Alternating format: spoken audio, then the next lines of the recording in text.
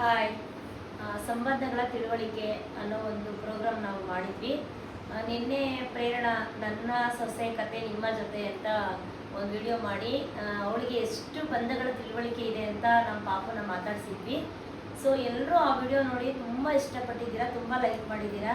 ನಾನು ಅದ್ರಲ್ಲಿ ಕೇಳಿದ್ದೆ ನೆಕ್ಸ್ಟ್ ಯಾರನ್ನ ಮಾತಾಡಿಸ್ಬೇಕು, ಎಲ್ಲರೂ ಕಮೆಂಟ್ ಮಾಡಿ, ನೀವು ಹೇಳ್ದವ್ರನ್ನ ನಾನು ಖಂಡಿತ ಮಾತಾಡಿಸ್ತೀನಿ ಅಂತ ಹೇಳಿದ್ದೆ. ತುಂಬ ಜಾಸ್ತಿ ನೇಮ್ ಯಾರು ಕಮೆಂಟ್ ಬರುತ್ತೆ ಅವ್ರನ್ನ ನಾನು ನಮ್ಮ ಫ್ಯಾಮಿಲಿ ನಮ್ಮ ಕುಟುಂಬದವ್ರನ್ನ ಒಬ್ಬರನ್ನ ಮಾತಾಡಿಸ್ತೀನಿ ಅಂತ ಹೇಳಿದ್ದೆ. ನಾನಿವಾಗ ಯಾರನ್ನ ಮಾತಾಡಿಸ್ತಾ ಇದ್ದೀನಿ ಅಂತ ನೀವೆಲ್ಲರೂ ಆಶ್ಚರ್ಯ ಪಡ್ತಾ ಇರ್ಬೋದು. ಅದೇ ನಮ್ಮ ಮನೆಯ ಕ್ವೀನ್ ಕೀರ್ತನ ಅವ್ರನ್ನ ನಾನು ಈಗ ಇನ್ವೈಟ್ ಮಾಡ್ತಾ ಇದ್ದೀನಿ. ಹಾಯ್ ಕೀರ್ತನ, ವೆಲ್ಕಮ್ ಟು ಸಂಬಂಧಗಳ ತಿಳುವಳಿಕೆ. ಥ್ಯಾಂಕ್ ಯು ಮಾ.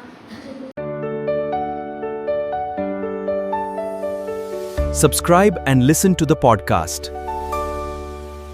ಈ ಶೋಗೆ ನಿನ್ನೆ ಬರಬೇಕು ಅಂತ ಎಷ್ಟು ಜನ ಎಷ್ಟು ಇಷ್ಟಪಟ್ಟಿದ್ದಾರೆ ಅಂದರೆ ನಮ್ಮ ವಾಟ್ಸಪ್ ಕಮೆಂಟಿಂದ ಹಿಡಿದು ಇನ್ಸ್ಟಾ ಕಮೆಂಟಿಂದ ತುಂಬ ಜನ ತುಂಬ ಒಬ್ಬರಂತೂ ಪ್ಲೀಸ್ ಒಬ್ಬರಲ್ಲ ಸುಮಾರು ಜನ ಪ್ಲೀಸ್ ಅಕ್ಕ ನಿಮ್ಮ ಮಗಳನ್ನ ಮಾತಾಡಿಸಿ ಅಂತ ಕೇಳಿದರು. ನೆಕ್ಸ್ಟ್ ಪ್ರೇರಣೆ ವಿಡಿಯೋ ನೋಡಿದ ನೆಕ್ಸ್ಟ್ ಸೆಕೆಂಡೇ ಅವ್ರು ಕೇಳಿದ್ದು ಕೀರ್ತನ ರಷ್ಯಾಗೆ ಹೋದ್ಲಾ ಇದ್ದಾಳ ಅಂತ ಕೇಳಿದ್ದು. ಸೊ ಇಲ್ಲಪ್ಪ ಇದ್ದಾಳೆ, ಯಾಕಪ್ಪ ಅಂದಿದ್ದಕ್ಕೆ ಪ್ಲೀಸ್ ಅಕ್ಕ ಕೀರ್ತನನ್ನ ಫಸ್ಟ್ ಮಾತಾಡಿಸಿ, ನನಗೆ ಕೀರ್ತನ ಮಾತಾಡೋದನ್ನ ನೋಡಬೇಕು ಅಂತ ಹೇಳಿದರು. ಸೊ ನಿಮ್ಮೆಲ್ಲರೂ ಖುಷಿನೇ ನಮ್ಮ ಖುಷಿ. ಈ ಶೋ ಮಾಡಿರೋದೇ ನಿಮಗೋಸ್ಕರ, ಈ ನಮ್ಮ ಕೈಲಿ ಆಗಿದ್ದ ಪ್ರಯತ್ನ ಮಾಡೋಣ ಅಂತ. ಹಾಗಾಗಿ ಈ ಪ್ರಯತ್ನ ಮಾಡ್ತಾ ಇದ್ವಿ. ನೋಡೋಣ ಈಗ ಕೀರ್ತನನ್ನ ನಾನು ಏನೇನು ಪ್ರಶ್ನೆ ಕೇಳ್ತೀನಿ, ಅವಳು ಏನು ಉತ್ತರ ಹೇಳ್ತಾಳೆ, ಅವಳ ಸಂಬಂಧಗಳ ಬಗ್ಗೆ ನಾವು ಅವಳಿಗೆ ಹೇಗೆ ತಿಳಿಸ್ಕೊಟ್ಟಿದ್ದೀವಿ ಲೈಫಲ್ಲಿ ಅಂತ ಇವಾಗ ಗೊತ್ತಾಗುತ್ತೆ. ಇದು ಹೆಂಗೆ ಅಂದರೆ ಒಂಥರ ಬಿಗ್ ಬಾಸ್ ಟಾಸ್ಕ್ ಇದ್ದಂಗೆ, ಕೇಳ್ದಿರ ಟಾಸ್ಕ್ ಕೊಡ್ತಾರಲ್ಲ ಆ ಥರ. ಈಗ ದಿಢೀರ್ ಕ್ವಶನ್ ಕೇಳ್ತೀವಲ್ಲ, ಅವ್ರು ಯಾವ ಥರ ರೆಸ್ಪಾನ್ಸ್ ಮಾಡ್ತಾಳೆ ನೋಡೋಣ ಬನ್ನಿ. ಹಾಯ್ ಕೀರ್ತನ. ಈ ಶೋಗೆ ಬಂದಿತ್ತು ನಿನ್ನೇ ಮಾತಾಡಿಸ್ಬೇಕು ಅಂತ ಎಷ್ಟೊಂದು ಜನ ನನ್ನ ಹತ್ರ ಕೇಳಿದ್ರು. ಸೊ ನಾನು ನಿನ್ನೇ ಮಾತಾಡಿಸ್ತೀನಿ ಅಂತ ನೀನು ಗೆಸ್ ಮಾಡಿದ್ದ? ಗೆಸ್ ಅಂತೂ ಇತ್ತು, ಆದರೆ ಎಲ್ಲರೂ ನನ್ನೇ ಮಾತಾಡ್ಸಂತ ಕೇಳ್ತಾರೆ ಅಂತ ಅಂದ್ಕೊಂಡಿರಲಿಲ್ಲ. ನಿಮ್ಮೆಲ್ಲರೂ ಪ್ರೀತಿಗೂ ಥ್ಯಾಂಕ್ ಯು ಸೋ ಮಚ್. ನಿಜ ಹೇಳ್ಬೇಕಂದ್ರೆ ನಾನು ಫಸ್ಟು ಕೀರ್ತನನ್ನೇ ಸೆಲೆಕ್ಟ್ ಮಾಡಿದ್ದು. ಕೀರ್ತನ ಬೇಡಮ್ಮ ನೀವು ಯಾರಾದರೂ ಮಾಡಿ ನಾನೇ ಫಸ್ಟ್ ಹಿಂಗೆ ಬೇಡಮ್ಮ ಅಂತ ಹೇಳಿದ್ದಕ್ಕೆ ಆಮೇಲೆ ನಾನು ಪ್ರೇರಣನ್ನ ಮಾಮೂಲಿ ಬಟ್ಟೆ ಅಂಗಡಿ ವಿಡಿಯೋ ಮಾಡೋ ಥರ ಕರೆದು ಕೂರಿಸಿ ಅವಳನ್ನ ಅಷ್ಟು ಪ್ರಶ್ನೆ ಕೇಳಿದ್ವಿ. ಅವಳು ಅಷ್ಟು ಚೆನ್ನಾಗಿ ಉತ್ತರ ಕೊಟ್ಟಳು. ಸೊ ಹಾಗಾಗಿ ಈಗ ಕೀರ್ತನನ್ನ ಜನನೇ ಸೆಲೆಕ್ಟ್ ಮಾಡಿದ್ದಾರೆ. ನನ್ನ ಪ್ರೀತಿ ಕಸ್ಟಮರು, ಫ್ರೆಂಡ್ಸು, ರಿಲೇಷನ್ಸ್ ಎಲ್ಲರೂ ಎಷ್ಟು ಜನ ಕೀರ್ತನನ್ನ ಕೇಳಿದ್ದಾರೆ. ಸೊ ಹಾಗಾಗಿ ಕೀರ್ತನನ್ನ ಕರೆಸಿದ್ದೀನಿ. ಹಾಯ್ ಕೀರು, ನಾನು ನಿಮ್ಗೆ ಏನು ಪ್ರಶ್ನೆ ಕೇಳಬೇಕು ಅಂತ ಅಂದ್ಕೊಂಡಿದ್ದೀನಿ ಅಂದರೆ, ಫಸ್ಟ್ ಮೊದಲನೇ ಪ್ರಶ್ನೆ ಯಾವಾಗಲೂ ಪ್ರತಿಯೊಂದು ಮಕ್ಳಿಗೂ ಅವರು ಚೈಲ್ಡ್ಹುಡ್ ಬಗ್ಗೆ ಇರುತ್ತೆ ಐಡಿಯಾ ಅಲ್ವಾ? ಸೊ ನಿನ್ನ ಚೈಲ್ಡ್ಹುಡ್ ಹೇಗಿತ್ತು? ನೀನು ನಮ್ಮ ಮನೆಗೆ ದೊಡ್ಡ ಮಗಳು, ಹಿರಿ ಮಗಳು, ನೀನು ಎಲ್ರಿಗೂ ತುಂಬ ಅಚ್ಚುಮೆಚ್ಚು. ನೀನಿಲ್ಲ ಅಂದರೆ ನಮಗೆ ಲೈಫೇ ಇಲ್ಲ ಅನ್ನೋ ಫೀಲಿಂಗ್ಸ್ ನಮಗೆ. ಅದ್ರ ಜೊತೆಗೆ ನಿನಗೆ ನಾವು ನಿನ್ನ ಚೈಲ್ಡ್ಹುಡ್ನ ಯಾವ ಥರ ಕ್ರಿಯೇಟ್ ಮಾಡಿದ್ವಿ, ಅದು ಯಾವ ಥರ ಅನಿಸ್ತಿದೆ? ನನ್ನ ಚೈಲ್ಡ್ಹುಡ್ ನಂಗೆ ತುಂಬ ಚೆನ್ನಾಗಿ ಯಾವಾಗಲೂ ಅನಿಸುತ್ತೆ. ಅಂದರೆ ನಂಗೆ ಇವಾಗಲೂ ಅನಿಸುತ್ತೆ ಚೈಲ್ಡ್ಹುಡ್ಗೆ ಮತ್ತೆ ಹೋಗಬೇಕು, ಅದೆಲ್ಲ ಎಕ್ಸ್ಪೀರಿಯೆನ್ಸ್ ಮಾಡಬೇಕು ಅನ್ನೋಷ್ಟು ಆಸೆ ನನಗೆ. ನನ್ನ ಚೈಲ್ಡ್ಹುಡ್ ತುಂಬ ಚೆನ್ನಾಗಿತ್ತು. ಆ್ಯಂಡ್ ಆ ದಿನಗಳು ಇವಾಗ ವಾಪಸ್ ಬರಲ್ಲ ಯಾವಾಗೂ. ಅಂದರೆ ಇವಾಗ ನಮಗೆ ಎಷ್ಟೇ ಇದ್ದರೂ ಏನಾದರೂ ಬೇಕು ಅನ್ನೋ ಫೀಲು. ಅವಾಗ ಹಂಗಿರಲಿಲ್ಲ. ನಾವು ಅಮ್ಮ ಇವಾಗ ಹೆಂಗಂತಂದರೆ, ಅಪ್ಪ ಒಂದು 1 ಗಂಟೆಗೆ ಬರೋರು, ಮತ್ತೆ 3 ಗಂಟೆಗೆ ಎದ್ದೋಗೋರು. ಪಾಪ ಏನಾದರೂ ಅವಾಗ ಕೆಲಸ ಇರ್ತಿತ್ತು, ಅವ್ರಿಗೆ 3 ಗಂಟೆಗೆ ಎದ್ದೋಗ್ತಿದ್ರು. ತಿರ್ಗಾ ಅವ್ರು ಮಧ್ಯಾಹ್ನ ಆಗ್ತಿತ್ತು ಬರೋದು, ಮತ್ತೆ ಮಧ್ಯಾಹ್ನ ಬಂದು ತಿಂದು ರೆಸ್ಟೇ ಇರ್ತಿರ್ಲಿಲ್ಲ. ಈ ಥರ ಎಲ್ಲ ವರ್ಕ್ ಮಾಡ್ತಿದ್ರು ಅವಾಗ. ಅಂದರೆ ಇವಾಗ ಹಂಗೆ ಇದೆ, ಬಟ್ ಇವಾಗ ಕೆಲಸದವ್ರು ಇರೋದ್ರಿಂದ ಅವ್ರಿಗೆ ಸ್ವಲ್ಪ ಈಸಿ ಆಯ್ತಿದೆ, ಸ್ವಲ್ಪ ರೆಸ್ಟ್ ಮಾಡ್ತಾರೆ ಇವಾಗ. ಬಟ್ ಆಗಿನ ಟೈಮಲ್ಲಿ ತುಂಬ ಎಫರ್ಟ್ಸ್ ಆಗ್ತಿದ್ರು, ಅದಕ್ಕೆ ಇವಾಗ ನಾವು ಹಿಂಗಿರೋಕ್ಕಾಗಿದ್ದು. ಆಮೇಲೆ ಅಮ್ಮನೂ ಅಷ್ಟೇ, ಯಾವತ್ತೂ ಸುಮ್ಮನೆ ಕುತ್ಕೊಂಡಿರೋರಲ್ಲ ಮನೇಲಿ. ನಮಗೆ ಇವಾಗ ಪಪ್ಪ ಏನೋ ದೊಡ್ಡ ಖರ್ಚು, ಇವಾಗ ಸ್ಕೂಲಿಗಾಗಲಿ ಏನಕ್ಕಾದ್ರೂ ಬೇಕಾದಾಗ ಪಪ್ಪ ನೋಡ್ಕೊಂಡ್ರೆ, ಈಗ ನಮಗೇನಾದ್ರೂ ಸಣ್ಣ ಪುಟ್ಟ ಖರ್ಚು ದುಡ್ಡಕ್ಕೆ ಅಂತಂದ್ರೆ ಅಮ್ಮ ನೋಡ್ಕೊಂತಿದ್ರು. ಅವಾಗಲೂ ಪಪ್ಪ ಬಿಡ್ತಿರ್ಲಿಲ್ಲ ಅಮ್ಮಗೆ ಏನಾದರೂ ಹೊರಗಡೆ ಕೆಲಸ ಮಾಡೋಕ್ಕೆ ಅದು ಅಂತ. ಅಂಥದ್ರಲ್ಲೂ ಒಂದು ಚಿಕ್ಕ ಪೀಸ್ ವರ್ಕ್ ಮಾಡಿಕೊಂಡು 1 ಪೀಸಿಗೆ 2 ರೂಪೀಸ್ 5 ರೂಪೀಸ್ ಆ ಥರ ಕೊಡ್ತಿದ್ರು. ಆವಾಗ ಅಮ್ಮ ವರ್ಕ್ ಮಾಡಿ ಅದ್ರಲ್ಲಿ ಬರೋ ದುಡ್ಡನ್ನ ನಮಗೆ ದಿನಕ್ಕೊಂದು 10 ರೂಪೀಸ್ 5 ರೂಪೀಸ್ ಹಂಗೆ ಕೊಡ್ತಿದ್ರು. ನಾನು ನನ್ನ ತಮ್ಮ ಶೇರ್ ಮಾಡ್ಕೊತಿದ್ವಿ. ಅದರಲ್ಲಿ ನನಗೆ 5 ರೂಪೀಸ್, ನಿನಗೆ 5 ರೂಪೀಸ್ ಅಂತ ಜಗಳ ಮಾಡ್ಕೊಂಡು ತಿಂತಿದ್ವಿ. ಅದರಲ್ಲಿರೋ ಖುಷಿ ಇವಾಗಂತೂ ಸಿಗಲ್ಲ. ಅದಕ್ಕೆ ನಂಗೆ ಚೈಲ್ಡ್ಹುಡ್ ತುಂಬ ಇಷ್ಟ. ಸ್ಕೂಲ್ ಡೇಸ್ ಡೇಸ್ ಅಂತೂ ಗೋಲ್ಡನ್ ಡೇಸ್, ಅದು ಯಾವತ್ತೂ ವಾಪಸ್ ಬರಲ್ಲ. ಸ್ಕೂಲ್ ಬಗ್ಗೆ ನಾನು ಕೇಳಬೇಕು ಅಂತ ಅಂದ್ಕೊಂಡಿರೋ ಪ್ರಶ್ನೆ, ನೀನು ಓದಿದ್ದು ಬಂದು ಸಿಕ್ಕುಕಟ್ಟೆ ಶಾಂತಿಧಾಮ ಸ್ಕೂಲಲ್ಲಿ ಆಯಿತಾ. ಫಸ್ಟ್ ಸ್ಟ್ಯಾಂಡರ್ಡ್ಗೆ ನಾನು ಜಾಯಿನ್ ಮಾಡೋಕ್ಕೆ ಹೋದಾಗ ಅಲ್ಲಿ ಶ್ರೀದೇವಿ ಮ್ಯಾಮ್ ಇದ್ದರು. ನಿನಗೆ ಒಂದು ಟೆಸ್ಟ್ ಕೊಟ್ಟರು. ನಾನು ಫಸ್ಟು ನಿಮಗೆ LKG UKG ಪ್ರೀ ನರ್ಸರಿ ಇದೆಲ್ಲ, ಪ್ರೀ ನರ್ಸರಿ ಬಂದು SS ಪಬ್ಲಿಕ್ ಸ್ಕೂಲು ವಿಘ್ನೇಶ್ವರ ನಗರ ಅಲ್ಲಿ ಮಾಡಿದ್ದು. ಅದಾದಮೇಲೆ ಯಗ್ನಳ್ಳಿನಲ್ಲಿ ದೊಡ್ಡಣ್ಣ ಸ್ಕೂಲ್ ಇದೆ. ದೊಡ್ಡಣ್ಣ ಸ್ಕೂಲಲ್ಲಿ LKG UKG ಮಾಡಿದ್ದು ನೀನು. ನನಗೇನೋ ಗೊತ್ತಿಲ್ಲ, ದಿಢೀರಂತ ನನ್ನ ಮಗಳನ್ನ ಶಾಂತಿಧಾಮ ಸ್ಕೂಲ್ಗೆ ಹಾಕ್ಬೇಕಂತ ತುಂಬ ಆಸೆ ಅಂದರೆ ಆಸೆ ಬಂದಿತ್ತು. ಅದನ್ನು ತುಂಬ ನಾನು ಗೋಲಾಗಿ ತೊಗೊಂಡು ಅವಳನ್ನ ಅಲ್ಲಿ ಕರ್ಕೊಂಡು ಹೋದಾಗ ಶ್ರೀದೇವಿ ಮ್ಯಾಮ್ ಅವ್ರು ಟೆಸ್ಟ್ ಕೊಟ್ಟರು. ಅದರಲ್ಲಿ ಒಂದು ಹಾಫ್ ಮಾರ್ಕ್ ಕಮ್ಮಿ ಬಂತು. ಅವಾಗ ಮ್ಯಾಮ್ ಹೇಳಿದ್ರು, ಸ್ವಲ್ಪ ಒಂದು ಹಾಫ್ ಮಾರ್ಕ್ ಕಮ್ಮಿ ಬರ್ತಿದೆ, ಏನು ಮಾಡೋದು, ನಾವು ಇಷ್ಟೇ ಅಂತ ಟಾರ್ಗೆಟ್ ಮಾಡಿರ್ತೀವಿ, ಅಷ್ಟೇ ಬರಬೇಕು ಅಂತ ಅಂದರು. ಇಲ್ಲ ಮ್ಯಾಮ್, ಅವಳು ತುಂಬ ಚೆನ್ನಾಗಿ ಓದ್ತಾಳೆ, ನನ್ನ ಮಗಳನ್ನ ನೀವು ಜಾಯಿನ್ ಮಾಡ್ಕೊಳ್ಳಿ, ಖಂಡಿತ ಅವಳು ತುಂಬ ಚೆನ್ನಾಗಿ ಓದ್ತಾಳೆ ಮೇಡಮ್. ಅವಳು ಏನಾದರೂ ಫಸ್ಟ್ ಸ್ಟ್ಯಾಂಡರ್ಡಲ್ಲಿ ನೀವು ಅಂದ್ಕೊಂಡಿದ್ರೆ ಮಟ್ಟಿಗೆ ರೀಚ್ ಆಗಿಲ್ಲ ಅಂದರೆ ಮತ್ತೆ ಫಸ್ಟ್ ಸ್ಟ್ಯಾಂಡರ್ಡ್ ಓದ್ಸೋಣ ಅಂತ ನಾನು ಮ್ಯಾಮ್ಗೆ ಹೇಳಿದೆ. ನರ್ವಸ್ ಆಗಿದ್ದಾಳೆ, ಅದಕ್ಕೆ ಸ್ವಲ್ಪ ಕಮ್ಮಿ ಮಾಡಿರ್ಬೋದು ಅಂತ ಹೇಳಿದೆ ಅವ್ರ ಟೆಸ್ಟಲ್ಲಿ. ಆ ಮ್ಯಾಮ್ ಅವತ್ತು ನನ್ನ ಮಾತಿಗೆ ಬೆಲೆ ಕೊಟ್ಟು ನನ್ನ ಮಗಳನ್ನ ಆ ಸ್ಕೂಲಲ್ಲಿ ಇದು ಮಾಡಿದ್ರು. ಸೊ ಆಮೇಲೆ ಬರ್ತಾ ಬರ್ತಾ ಅವರೇ ಅವಳನ್ನ ಹೋಗ್ಲಕ್ಕೆ ಶುರು ಮಾಡಿದ್ರು. ಡ್ಯಾನ್ಸ್ ಆಗಲಿ ಎಲ್ಲ, ಒಂದು ಓದೋದಾಗಲಿ ತುಂಬ ಡಿಸಿಪ್ಲಿನ್ ಇದೆ ಅಂತ ಖುಷಿ ಪಡೋರು. ಸೊ ನಿನಗೆ ಆ ಲೈಫ್ ಹೆಂಗೆ ಅನಿಸ್ತು ಚಿನ್ನು? ನನಗೆ ಸ್ಕೂಲಲ್ಲಿ ತುಂಬ ಸಪೋರ್ಟಿವ್ ಇದ್ರು ಎಲ್ಲ ಟೀಚರ್ಸು. ಹೆಂಗಂತಂದರೆ ನಾನೇ ಮುಂದೆ ಹೋಗಿ ಕುತ್ಕೊಂಡ್ರು, ಇಲ್ಲ ನಿನ್ನ ಕೈಲಾಗುತ್ತೆ, ನೀನು ಹೆಂಗಿದ್ರು ನೀನು ಓದ್ತೀಯಾ, ನೀನು ಬರೀತೀಯಾ ಅನ್ನೋದು ನನಗೆ ಗೊತ್ತು ಅಂತ ಹೇಳಿ ಅವ್ರು ತುಂಬ ಸಪೋರ್ಟ್ ಮಾಡ್ತಿದ್ರು. ನೀನು ಹಿಂದೆ ಕುತ್ಕೊಂಡ್ರು ಪರವಾಗಿಲ್ಲ ಅಂತ ಹೇಳೋರು. ಮುಂದೆನೇ ಇರಬೇಕು, ನೀನು ನನ್ನ ಕಣ್ಣು ಮುಂದೆ ಇರಬೇಕು, ಆ ಥರ ಯಾವ ಟೀಚರ್ಸು ನನಗೆ ಮಾಡಿಲ್ಲ. ಆ್ಯಂಡ್ ಯಾವಾಗ ಏನೇ ಡೌಟ್ ಇದ್ರು, ಏನೇ ಕ್ವಶನ್ ಕೇಳಿದ್ರು ಹೆಲ್ಪ್ ಮಾಡ್ತಿದ್ರು. ಒಂದಷ್ಟು ಜನ ಟೀಚರ್ಸ್ ನಂಗೆ ತುಂಬ ಫೇವ್ರೇಟ್. ಅವರೆಲ್ಲರೂ ನನಗೆ ಒಂಥರ ಸೆಕೆಂಡ್ ಮದರ್ ಆಗ್ತಿದ್ರು ಸ್ಕೂಲಿಗೆ ಹೋದಾಗ. ಸ್ವಲ್ಪ ಅಂದರೆ ಒಂದು ಕಾಲೇಜ್ವರೆಗೂ ಅವ್ರ ಜೊತೆ ಮಾತಾಡ್ತಿದ್ದೆ, ಇವಾಗ ಅಷ್ಟು ಕಾಂಟ್ಯಾಕ್ಟ್ ಇಲ್ಲ. ಆ ಟೀಚರ್ಸ್ ಹತ್ರ ಎಲ್ಲ ಮಾತಾಡ್ತಿದ್ದೆ. ಮತ್ತು ನಾನು ಡ್ಯಾನ್ಸ್ ಕ್ಲಾಸಿಗೂ, ನನ್ನ ಡ್ಯಾನ್ಸಿಗೂ ತುಂಬ ಸಪೋರ್ಟ್ ಮಾಡ್ತಿದ್ದೆ. ಅಂದರೆ ಬರೀ ನೀನು ಓದೋದ್ರಲ್ಲಿ ಇರಬೇಕು ಅಂತ ಯಾವ ಟೀಚರ್ಸ್ ಹೇಳ್ತಿರ್ಲಿಲ್ಲ. ನಾನು ಡ್ಯಾನ್ಸ್ ಕ್ಲಾಸಿಗೆ ಹೋಗ್ಬೇಕಂತ ನನಗೆ ಟ್ಯೂಷನ್ ಟೈಮ್ ಇರ್ತಿತ್ತು. 3 o'clock ಆದಮೇಲೆ ಸ್ಕೂಲಲ್ಲೇ ಟ್ಯೂಷನ್ ಇರ್ತಿತ್ತು, 3 to 5 ಇರ್ತಿತ್ತು. ಸೊ ನಾನು 4:30ಗೆ ಹೊರಡಬೇಕಿತ್ತು, ವೀಕ್ಲಿ 2-3 days ಡ್ಯಾನ್ಸ್ ಕ್ಲಾಸಿಗೆ. ಸೊ ಅವರೇ ಸಪೋರ್ಟ್ ಮಾಡ್ತಿದ್ರು. ಓಕೆ, ನೀನು ಇಷ್ಟರಲ್ಲೆಲ್ಲ ನೀನು ವರ್ಕ್ ಮುಗಿಸ್ಕೊ, ನಾನು 4:30ಗೆ ನಿನ್ನ ಬಿಡ್ತೀನಿ ಅಂತ ಹೇಳಿ ತುಂಬ ಸಪೋರ್ಟ್ ಮಾಡಿದ್ರು ಡ್ಯಾನ್ಸ್ ಕ್ಲಾಸಿಗೆ ಹೋಗೋದು ಕೂಡ.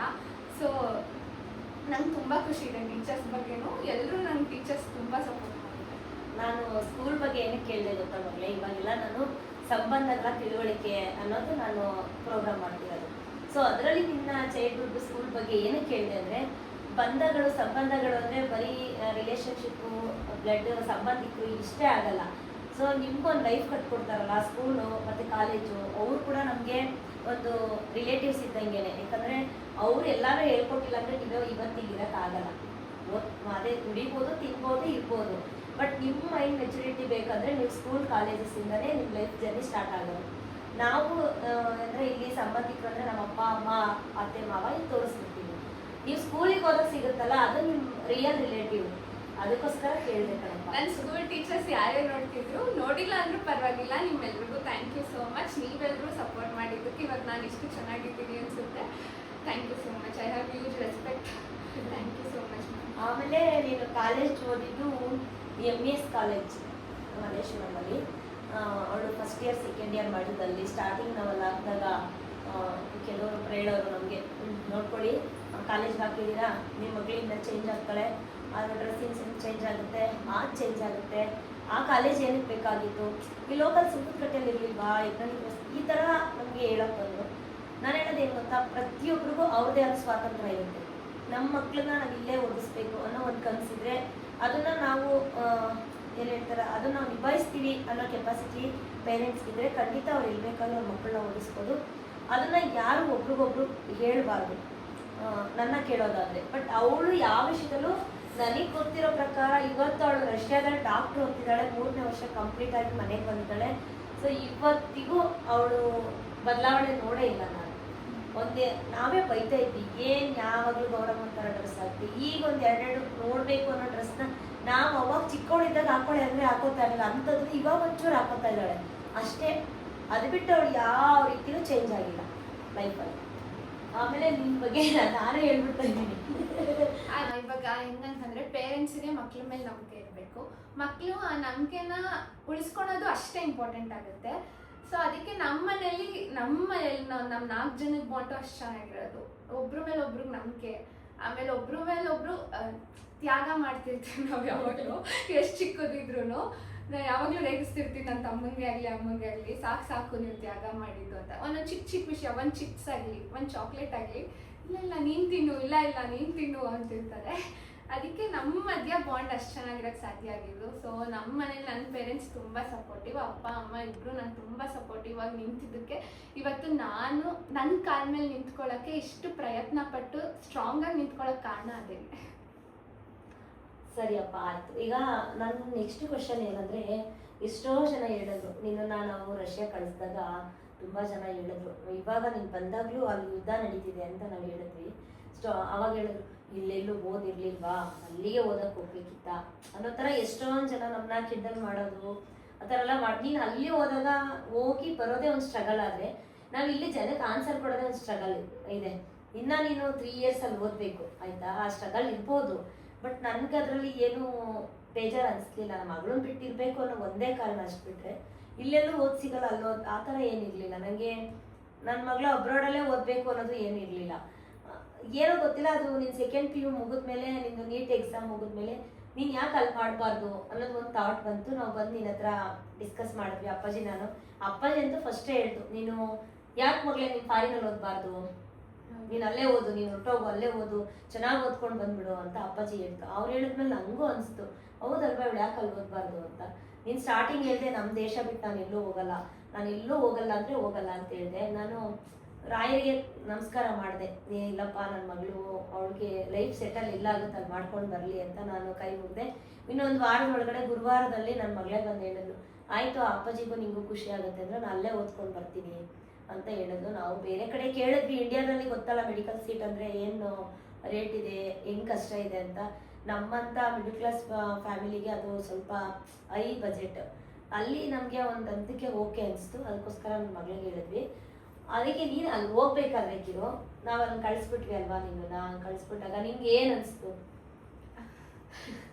ಅಂದ್ರೆ ಎಲ್ರು ಬಿಟ್ಟಿರೋದು ತುಂಬಾ ನೋವೇ. ಯಾಕಂದ್ರೆ ನಾನು ಇಲ್ಲೂ ಯಾವ್ದಾನ ಒಂದು ಅಂಗಡಿಗೆ ಹೋಗ್ಬೇಕಂದ್ರೆ ನಾನು ಒಬ್ಳೆ ಹೋಗಲ್ಲ, ಎಲ್ಲಿ ಹೋಗ್ಬೇಕಂತ ಅಂದ್ರೂ ನನಗೆ ಆಶ್ಚರ್ಯ ಆಗುತ್ತೆ. ನಾನು ಅಷ್ಟು ದೂರ ನಾನು ಒಬ್ಳೆ ಹೋಗಿ ಓದ್ತಿದ್ದೀನ ಅಂತ ನನಗೆ ಎಷ್ಟೊಂದ್ಸಲ ಆಶ್ಚರ್ಯ ಆಗುತ್ತೆ.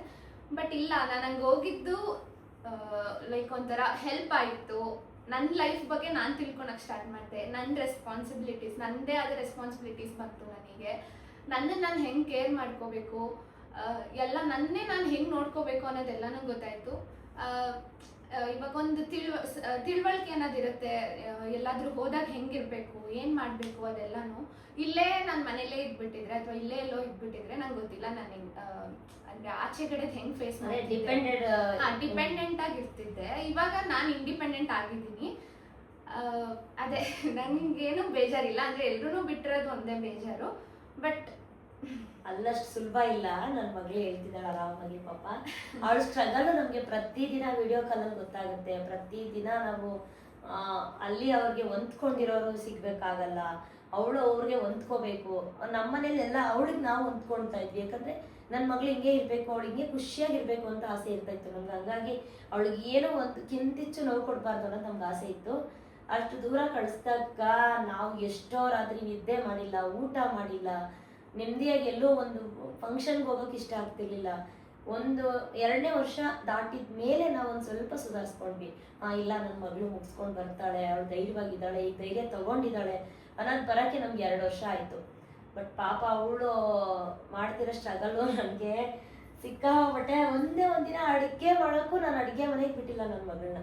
ಅಂದ್ರೆ ಅವಳು ಚೆನ್ನಾಗಿರ್ಬೇಕು. ಅದು ಇದೆ, ಎಲ್ರು ಹೇಳ್ತಿದ್ರು ಅಮ್ಮಂಗೆ ಬಂದು, ನೀನ್ ಅಡುಗೆ ಮಾಡೋದ್ ಕಲ್ಸಲ್ಲ, ನೀನ್ ಕೆಲಸ ಮಾಡ್ಸಲ್ಲ, ಮುಂದೆ ಹೆಂಗೆ ಹಂಗೆ ಹಿಂಗೆ ಅಂತ.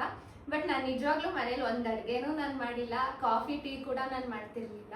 ಬಟ್ ಅಲ್ಲಿಗೆ ಹೋದ್ಮೇಲೆ ಎಲ್ಲ ಫಸ್ಟ್ ಅಡುಗೆನೆ ನನ್ನ ಫ್ರೆಂಡ್ಸ್ ಇಷ್ಟಪಟ್ಟು ತಿಂತಿದ್ರು. ನಾನು ಅಷ್ಟು ಚೆನ್ನಾಗಿ ಅಡುಗೆ ಮಾಡ್ತಿದ್ದೆ, ಫಸ್ಟ್ ಟೈಮ್ ಮಾಡಿದ್ರು ನಾನು ಅಷ್ಟು ಚೆನ್ನಾಗಿ ಮಾಡ್ತಿದ್ದೆ. ಸೊ ಮಾಡಲೇಬೇಕು, ಕಲೀಲೇಬೇಕು ಅಂತಿಲ್ಲ. ನಾವು ಯಾವಾಗಲೂ ಒತ್ತಾಯ ಮಾಡೇ ನನಗೆ ಗೊತ್ತಿತ್ತು ಅವ್ರ ಏಜ್ ಬಂದ್ಮೇಲೆ ಅವ್ರ ಕೆಲಸ ಅವ್ರವರೇ ಮಾಡ್ತಾರೆ ಅಂತ. ಬಟ್ ಹೆಣ್ಮಕ್ಳಿಗೆ ನಮ್ಮ ಜೊತೆ ಇರೋವರೆಗೂ, ನಮ್ಮ ಮನೇಲಿರೋವರೆಗೂ ಅವ್ರಿಗೆ ಏನೇನು ಸಂತೋಷ ಸಿಗಬೇಕೋ ಅದೆಲ್ಲನೂ ಕೊಡಿ, ಪ್ರೀತಿಯಿಂದ ನೋಡ್ಕೊಳ್ಳಿ. ಖಂಡಿತ ನಮ್ಮ ಹೆಣ್ಮಕ್ಳು ನಮ್ಮ ಮನೇಲೆ ನಮ್ಮ ಜೊತೆಲೆ ಪ್ರೀತಿಯಿಂದ ಇರ್ತಾರೆ. ನೀನು ಅದು ಕಲಿಬೇಕು, ಹೋದ ಮನೇಲಿ ಹಂಗೆ, ಆ ಮನೇಲಿ ಹಿಂಗೆ, ಇದು ಹಂಗೆ, ಅವ್ರ ಮಗಳು ನೋಡಿ ಹೆಂಗಿದ್ದಾಳೆ, ಇವ್ರ ಮಗಳು ನೋಡಿ ಹೆಂಗಿದ್ದಾಳೆ. ಬೇಡ, ನಮ್ಮ ಮಕ್ಳು ಹೆಂಗಿರ್ತಾರೋ ಹಂಗಿದ್ರೇ ಚೆನ್ನ. ಅವ್ರ ಮಕ್ಳು ಥರ ನಮ್ಮ ಮಕ್ಳಾಗ್ಬಿಟ್ರೆ ನಮ್ಮ ಮಕ್ಕಳು ಅವ್ರದ್ದೇ ಆದ ಸ್ವಂತ ಕ್ಯಾರೆಕ್ಟರ್ನ ಸಾಯಿಸ್ಕೊಂಡು ಬದುಕಬೇಕಾಗತ್ತೆ. ಸೊ ಹಂಗಾಗಿ ಯಾರಿಗೂ ಎಕ್ಸಾಂಪಲ್ ಕೊಡಬೇಡಿ. ನಿಮ್ಮ ಮಕ್ಳು ಏನು ಇಷ್ಟಪಡ್ತಾರೋ ಅದನ್ನ ಮಾಡಿಸಿ. ಅವ್ರು ಹೆಂಗಿರೋಕ್ಕೆ ನಿಮ್ಮ ಜೊತೆ ಇಷ್ಟಪಡ್ತಾರೋ ಆ ಥರ ಅವ್ರ ಜೊತೆ ಇರಿ. ಫ್ರೆಂಡ್ಸ್ ಆಗಿರಿ, ಈ ಥರ ಇರಿ, ಆ ಥರ ನಂಗೆ ಗೊತ್ತಿಲ್ಲ. ಬಟ್ ನಿಮ್ಮ ಮಕ್ಕಳು ನಿಮ್ಮನ್ನ ಯಾವ ಥರ ಇಷ್ಟಪಡ್ತಾರೆ ಆ ಥರ ಇರಿ. ನಾನು ನನ್ನ ಮಗ್ಳಿಗೆ ಆ ಥರನೇ ಇರೋದು. ಎಷ್ಟೊಂದು ಜನ ನನಗೆ ಹೇಳ್ತಾರೆ, ಏನು ಮಗಳು ಮಗಳು ಮಗಳು ಅಂತೀಯ ಅಂತ. ನಾನು ಇರೋದೇ ಹಾಗೆ, ಅದನ್ನು ಯಾರೂ ಚೇಂಜ್ ಮಾಡೋಕ್ಕಾಗಲ್ಲ.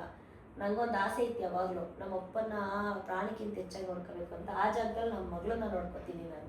ಆ ಥರ ಅಷ್ಟು ಇಷ್ಟಪಡ್ತೀವಿ. ಬಟ್ ಕೇಳೋಣ ಈಗ ಅವಳೇ, ಇನ್ನೂ ಒಂದಷ್ಟು ಪ್ರಶ್ನೆ ಐತೆ ನನ್ನ ಹತ್ರ. ಕೀರ್ತನ, ಆಯಿತು, ಇವಾಗ ವಿಷಯ ಒಂದು ಹಂತಕ್ಕೆ ಮಾತಾಡಿದ್ವಿ ಆಯಿತಾ. ಇವಾಗ ನೀನು ರಷ್ಯಾಗೆ ಹೋಗ್ದೆ ಅಲ್ಲ, ಬಿಟ್ಬಿಟ್ಟು ನಮ್ಮನ್ನ ಹೋಗಿದಾಗ ಹೊಸ ಜಾಗ ಅಲ್ಲಿ ಹೆಂಗಿದೆ? ಎಷ್ಟೊಂದು ಜನ ಕೇಳ್ತಿದ್ದಾರೆ, ಮ್ಯಾಮ್ ನಮ್ಮ ಮಗಳನ್ನ ಓದಿಸ್ಬೇಕು, ನಿಮ್ಮ ಮಗಳು ನಂಬರ್ ಕೊಡಿ, ಹಾಗೆ ಹೀಗೆ ಅಂತ ಸುಮಾರು ಜನ ಕೇಳ್ತಿರ್ತಾರೆ. ಅದಕ್ಕೋಸ್ಕರ ಅಲ್ಲಿ ಬಗ್ಗೆ ಸ್ವಲ್ಪ ಎಕ್ಸ್ಪ್ಲೈನ್ ಮಾಡಪ್ಪ.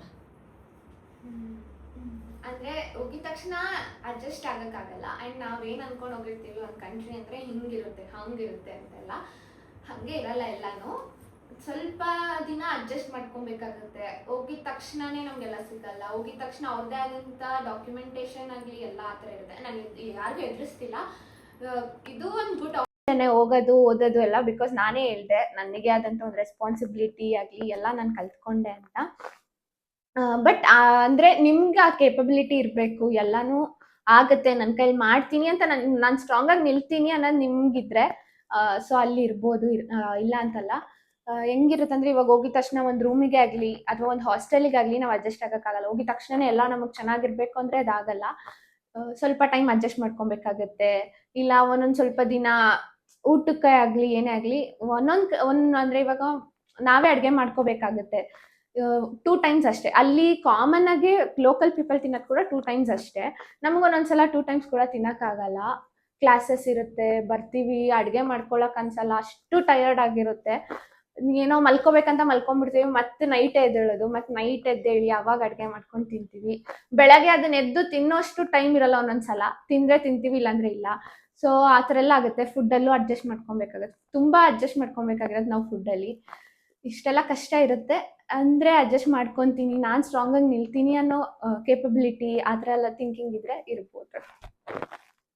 ಅದಕ್ಕೆ ನೀನು ಅಷ್ಟೊಂದು ಸ್ಟ್ರಗಲ್ ಮಾಡಿ ಬಂದಿರ್ತೀಯ ಅಂತ. ನಾವು ಯಾವಾಗಲೂ ನೀನು ಬಂದಾಗ ಪ್ರತಿ ಸರಿ ನಿನ್ನನ್ನ ಮನೆ ಮಗಳು ಮಹಾಲಕ್ಷ್ಮಿ ಬರ್ತಾ ಇದ್ದಾಳೆ ಅಂದರೆ ನಾವು ನೆಕ್ಸ್ಟ್ ಲೆವೆಲ್ ಇನ್ವೈಟ್ ಮಾಡ್ತೀವಿ. ಯಾಕೆ ಆ ಥರ ಇನ್ವೈಟ್ ಮಾಡ್ತೀವಿ ಅಂದರೆ, ನೀನು ಅಷ್ಟೊಂದು ನೋವಲ್ಲಿರ್ತೀಯ, ಬೇಜಾರಲ್ಲಿರ್ತೀಯ, ಎಷ್ಟೋ ರಾತ್ರಿ ನಿದ್ದೆ ಇಲ್ದಂಗೆ ಹತ್ತಿದ್ಯಾ, ಅಮ್ಮ ಈಗಮ್ಮ ಆಗಮ್ಮ ಸರಿ ಮಾಡ್ಕೋಬೇಕಿದೆಲ್ಲ ಅಂತ. ಹಂಗೆಲ್ಲ ಇದ್ದಾಗ ನಾವು ಅದಕ್ಕೆ ಬಂದ ತಕ್ಷಣ ನನ್ನ ಮಗಳನ್ನ ರಾಣಿ ಥರ ನಾವು ಮನೆಗೆ ಕರ್ಕೊಂಡು ಬರ್ತೀವಿ. ಸೊ ಗೊತ್ತಿಲ್ಲದೆ ಇರೋರು ತುಂಬ ಆಡಂಬರ ಖರ್ಚು ಆ ಥರ ಇಲ್ಲ. ನಾವು ಹೇಳೋದು, ಯಾರಿಗೋ ಎಲ್ಲೋ ಹೋಗಿ ವೇಸ್ಟ್ ಮಾಡೋದು, ಇನ್ನೊಂದು ಹಾಕೋದು ಆ ಥರ ಮಾಡಿದಾಗ ಅದು ಖಂಡಿತ ಆಡಂಬರ ಆಗುತ್ತೆ. ನಾವು ನಮ್ಮ ಮಕ್ಳ ಮೇಲೆ ಖರ್ಚು ಮಾಡೋದು ಯಾವುದೇ ರೀತಿ ಆಡಂಬರ ಇಲ್ಲ. ನಮ್ಮ ಮಕ್ಳು ನೆನ್ಸ್ಕೊಳ್ತಾರೆ, ನಮ್ಮ ಅಪ್ಪ ಅಮ್ಮ ನಮ್ನ ಈಗ ನೋಡ್ಕೋತಾ ಇದ್ರು. ನಾವು ನನ್ನ ಮಕ್ಕಳನ್ನ ಹೆಂಗೆ ಸಾಕ್ಬೇಕು, ನಮ್ಮ ಮನೆಯಿಂದಾನೇ ಸಾಕ್ಬೇಕು, ನಮ್ಮ ಮನೇಲೇ ಇರಬೇಕು, ನಮ್ಮ ಮಕ್ಳಿಗೆ ಈ ಥರ ಪ್ರೀತಿ ಕೊಡಬೇಕು, ನಮ್ಮ ಅಪ್ಪ ಅಮ್ಮ ಹಾಗೆ ನಮ್ಮನ್ನು ಈಗ ನೋಡ್ಕೊಂಡಿದ್ದಕ್ಕೆ ನಾವು ಇವತ್ತು ಈ ಥರ ಇದ್ದೀವಿ ಅನ್ನೋದು ನಮ್ಮ ಮಕ್ಳ ಮೈಂಡಿಗೆ ಬರುತ್ತೆ ಅಂತ ನಾನು ನನ್ನ ಕೈಲಿ ಎಷ್ಟಾಗುತ್ತೋ ಅಷ್ಟು ಶಕ್ತಿ ಮೀರಿ ನಮ್ಮ ಮಕ್ಕಳನ್ನ ನಾವು ನೋಡ್ಕೊಳ್ತೀವಿ. ನಮ್ಮ ಯಜಮಾನ್ರಿಗೂ ಅಷ್ಟೇ ಮಗಳಂದ್ರೆ ಪ್ರಾಣ, ಇಲ್ಲ ಅಂತಲ್ಲ. ಬಟ್ ಕೀರ್ತನ, ನಾನು ಒಂದು ಪ್ರಶ್ನೆ ಏನು ಕೇಳ್ತೀನಿ ನಿನ್ನ ಗೊತ್ತಾ? ನಿಮ್ದು ಸ್ಕೂಲ್ ಲೈಫು, ಚೈಲ್ಡ್ಹುಡ್ ಒಂದು ಹಂತಕ್ಕೆ ಅಂದರೆ ತೀರಾ ಫುಲ್ ಹೇಳೋಕ್ಕಾಗಲ್ಲಲ್ವಾ? ಹಾಗಾಗಿ ಎಲ್ಲ ಹೇಳಾಯ್ತು. ಒಂದು ಫ್ಯಾಮಿಲಿ ಅಂದರೆ ಎಲ್ಲರೂ ಸಿಂಗಲ್ ಆಗಿರ್ಬೇಕಾ, ಒಂದು ಜೇನುಗೂಡು ಥರ ಇರಬೇಕಾ? ನನಗೆ ಇದು ಅವಾಗ್ಲಿಂದನೂ ಇಷ್ಟ. ನಾನು ಹೇಳ್ತಿರ್ತೀನಿ ಚಿಕ್ಕವಳಿಂದನೂ ಅಮ್ಮಗೆ, ಅಮ್ಮ ನಾವೆಲ್ಲರೂ ಒಟ್ಟಿಗೆ ಇರ್ಬೇಕಮ್ಮ ಅಂತ. ಈಗ ಯಾವಾಗ್ಲೂ ದಿನ ಇರಕ್ಕಾಗಲ್ಲ ಈಗಿನ ಜನ್ರೇಷನ್ ಅಥವಾ ಈಗಿನ ಟೈಮಲ್ಲಿ, ನಿಜ. ಬಟ್ ಯಾವತ್ತೋ ಒಂದಿನ ಸಿಕ್ಕಿದ್ರು ಖುಷಿಯಾಗಿ, ಅಂದ್ರೆ ಒಬ್ರ ಮೇಲೆ ಒಬ್ರು ಏನು ಹಿಂದೆ ಒಳಗೊಂದು ಹೊರಗೊಂದು ಇಲ್ಲದೆ ಚೆನ್ನಾಗಿರ್ಬೇಕನ್ನೋದೇ ನನ್ನ ಖುಷಿ. ನನಗೆ ಯಾವಾಗ್ಲೂ ಖುಷಿ. ಸೊ ನಾನು ಯಾರೇ ನಮ್ಮ ಮನೆಗೆ ಬಂದ್ರು ಖುಷಿಯಿಂದ ನೋಡ್ಕೊಂತೀನಿ. ಅವ್ರನ್ನ ಕಳ್ಸಕ್ಕೆ ನನಗೆ ಮನ್ಸಾಗಲ್ಲ. ಅಮ್ಮಂಗೆ ಹೇಳ್ತಿರ್ತೀನಿ, ಅಮ್ಮ ನಂಗೆ ಮನೆ ತುಂಬಾ ಜನ ಇರ್ಬೇಕು ಅಂತ. ಆಮೇಲೆ ನಮ್ಮ ಚಿಕ್ಕಪ್ಪ ಬಗ್ಗೆ ಹೇಳ್ಬೇಕು ಅಂತಂದ್ರೆ, ಅವರು ಮನೆಗೆ ಯಾಕೋ ಜಾಸ್ತಿ ದಿನ ಆಯ್ತು ನಮ್ಮ ಚಿಕ್ಕಪ್ಪ ಮನೆಗೆ ಬಂದಿಲ್ಲ ಅಂತ ಕೇಳ್ತಿರ್ತೀನಿ. ಅವ್ರು ನಮ್ಮ ಮನೆಗೆ ಬರ್ತಿರ್ತಾರೆ, ಹೋಗ್ತಿರ್ತಾರೆ. ಆಮೇಲೆ ಪ್ರತಿ ಸಾರಿ ನನ್ನನ್ನ ಫ್ಲೈಟಿಗೆ ಬಿಡುವಾಗ್ಲೂ ಮತ್ತೆ ಕರ್ಕೊಂಡು ಬರುವಾಗಲೂ ಅವ್ರು ಯಾವಾಗಲೂ ಅವರೊಬ್ಬರು ಆ ಪರ್ಸನ್ ಒಬ್ಬರು ಯಾವಾಗಲೂ ಬರ್ತಾರೆ ನನಗೋಸ್ಕರ. ಥ್ಯಾಂಕ್ ಯು ಚಿಕ್ಕಪ್ಪ. ನನಗೂ ಅವ್ರ ಮೇಲೆ ತುಂಬ ಪ್ರೀತಿ, ಅವ್ರಿಗೂ ನನ್ನ ಮೇಲೆ ತುಂಬ ಪ್ರೀತಿ ಅವಾಗ್ಲಿಂದನೂ. ಥ್ಯಾಂಕ್ ಯು ಚಿಕ್ಕಪ್ಪ, ಥ್ಯಾಂಕ್ ಯು ಸೋ ಮಚ್. ಆಮೇಲೆ ನಮ್ಮ ಮಾಮ, ಅತ್ತೆ, ಪ್ರೇರಣಾ, ಸಸ್ವಿಕಾ ಇವರೆಲ್ಲರೂ ಇಲ್ಲದೆ ನನಗಂತೂ ಇರೋಕ್ಕೆ ಆಗಲ್ಲ ಮನೇಲಿ. ಅವ್ರು ಊರಿಗೆ ಹೋಗಿದ್ರು 2 ದಿನ. ಈಗ ನಾನು ಬಂದಮೇಲೆ ನನಗೆ ಇರೋಕ್ಕೆ ಆಗ್ತಿರ್ಲಿಲ್ಲ. ಅಮ್ಮ ನಂಗೆ ಆಗ್ತಿಲ್ಲ ಅಮ್ಮ, ನಂಗೆ ಅವ್ರು ಬೇಕು ಅಮ್ಮ ಅಂತ ನನಗೆ ಅಳುನೇ ಬರ್ತಿತ್ತು ದಿನ ಎಲ್ಲ. ಮಕ್ಳ ಥರ ಆಟ ಮಾಡ್ತಾರೆ. ನಾನು ಈಗಲೂ ನನಗೆಲ್ಲರೂ ಮನೇಲಿ ಇರಬೇಕು, ನಾನು ಎಲ್ಲರ ಜೊತೆ ಖುಷಿಯಾಗಿರ್ಬೇಕು ಅಂತ ಥಿಂಕ್ ಮಾಡ್ತೀನಿ. ಹೌದು, ಸಮ್ಟೈಮ್ಸ್ ಒಬ್ರೊಬ್ರಿಗೆ ಅವ್ರದ್ದೇ ಆದಂಥ ಟೈಮ್ ಬೇಕಾಗುತ್ತೆ, ಅದು ಓಕೆ, ಒಂದು ಸ್ವಲ್ಪ ಟೈಮಿಗೋಸ್ಕರ. ಏನೋ ಲೈಫ್ ಅಂತ ಅಂದಮೇಲೆ ಎಲ್ಲರ ಜೊತೆ ಖುಷಿಯಾಗಿರೋದು ನನಗೊಂಥರ ಖುಷಿ. ನನಗೆ ಯಾವತ್ತೇನು ಒಂಥರ ಬ್ಯಾಡ್ ಫೀಲ್ ಆಗಲಿ, ಸ್ಯಾಡ್ ಫೀಲ್ ಆಗಲಿ ಇರಲ್ಲ.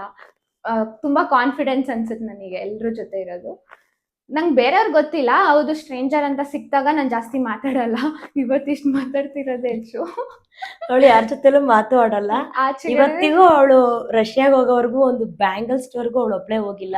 ಅಮ್ಮ ನೀನ್ ಬಂದಿಲ್ಲ ಅಂದ್ರೆ ಹೋಗಲ್ಲ. ಆಮೇಲೆ ಏನಂದ್ರೆ ಒಂದು ಸೆಕೆಂಡ್ ಸ್ಟ್ಯಾಂಡರ್ಡ್ ಫಸ್ಟ್ ಸ್ಟ್ಯಾಂಡರ್ಡ್ಗೆನೆ ಮಕ್ಳು ಒಂದು ಒಂದು ಒಂದು ಏಜ್ ದಾಟಿದ್ರೆ, ಒಂದು ಸೆಕೆಂಡ್ ಸ್ಟ್ಯಾಂಡರ್ಡ್ ದಾಟಿದ್ರೇನೆ ಹಂಗೆ. ಇವಾಗ ಮಕ್ಳು ಒಂದು ಬಟ್ಟೆ ಇರ್ಬೇಕಂದ್ರೆ ಅವರೇ ಸೆಲೆಕ್ಟ್ ಮಾಡ್ಬೇಕು, ಅವ್ರು ಇಷ್ಟಪಟ್ಟಿದ್ದೇ ಹಾಕೋಬೇಕು. ನಮ್ಗೆ ಅವಾಗ ನಮ್ಮ ಮನೆಯವ್ರಿಗೆ 2,000 ರೂಪಾಯಿ ಸಂಬಳ. ನಾನು ಮದುವೆ ಆದಾಗ RMC ರೈಟ್ರು ನಮ್ಮ ಯಜಮಾನ್ರು. ಅವಾಗ 2,000 ರುಪೀಸ್ ಸ್ಯಾಲ್ರಿ. ಅಂಥ ಟೈಮಲ್ಲೂ ನಾವು ಎಂತೆಂಥ ಆ ಟೈಮ್ಗೆ ಯಾವ್ಯಾವ ಥರ ನಾವು ಕೊಡಿಸ್ತೀವಿ. 2004 ನಮ್ಮ ಮ್ಯಾರೇಜ್ ಆಗಿದ್ದು. ಅವಾಗಿಂದ 2005ಗೆ ಕೀರ್ತನ ಹುಟ್ಟಿದ್ದು. ನಾನು ಯಾವ್ದು ಕೊಡಿಸ್ತೀವಿ ಅದು ಕಣ್ಣಿಗೆ ಹೊತ್ಕೊಂಡು ಹಾಕೊಳ್ಳೋಳು.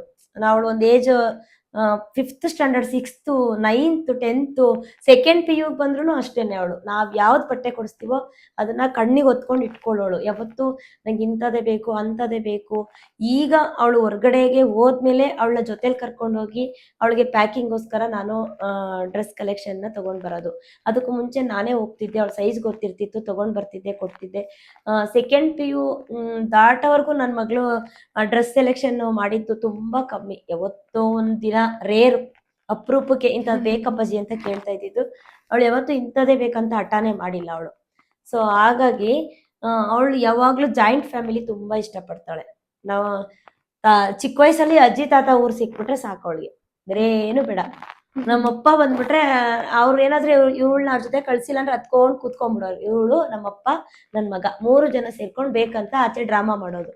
ಊರಿಗೆ ಕಳಿಸ್ತಾ ಇಲ್ಲ ಇವರು, ನಮ್ಮ ಮನೆಯವ್ರಿಗೆ ಇವ್ರು ಬಿಟ್ಟಿರಕ್ ಆಗ್ತಿರ್ಲಿಲ್ಲ, ಇವ್ರೆಲ್ಲೂ ಕಳಿಸ್ತಿರ್ಲಿಲ್ಲ. ಇವರೆಲ್ಲ ಆಚೆ ಡ್ರಾಮಾ ಮಾಡ್ಕೊಂಡು ಬಂದು ಮತ್ತೆ ಊರಿಗೆ ಹೋಗ್ಬಿಡೋರು. ಅವ್ರಿಗೆ ಅವಾಗಿಂದನೂ ಹಂಗೆ ಬೆಳೆದಿದ್ದು. ಗೊತ್ತಿಲ್ದೇ ಇರೋರು ಇವಾಗಿರೋ ಸಿಚುವೇಶನ್ ನೋಡ್ಬಿಟ್ಟು ಅವ್ರಿಗೇನಪ್ಪ ನಮ್ಗೇನು ಅನ್ನೋ ಥರ ಇಲ್ಲ. ನಾವು ಕಷ್ಟದಿಂದಾನೇ ಬಂದಿರೋದು, ಕಷ್ಟದಿಂದಾನೇ ಬೆಳೆದಿರೋದು. ಇವತ್ತು ನಾವೇನಾದ್ರೂ ಹೀಗಿದ್ದೀವಿ ಅಂದ್ರೆ ನನಗೆ ಒಂದು ಥಾಟ್ ಇತ್ತು, ಹಿಂಗೇ ನೋಡ್ಕೋಬೇಕು ಅಂತ. ಅದಕ್ಕೆ ನನ್ನ ಮಕ್ಕಳು ಸಪೋರ್ಟ್ ಮಾಡಿದ್ರು. ಅದರಲ್ಲಿ ಕೀರ್ತನ ಅಂತೂ ಫಸ್ಟ್ ಸಪೋರ್ಟ್. ಹೌದು, ಇವಾಗಿರೋದು ನೋಡ್ಬಿಟ್ಟು ಎಲ್ಲರೂ ಹೇಳ್ತೀರಾ ಏನು ಹಂಗೆ ಹಿಂಗೆ ಅಂತ.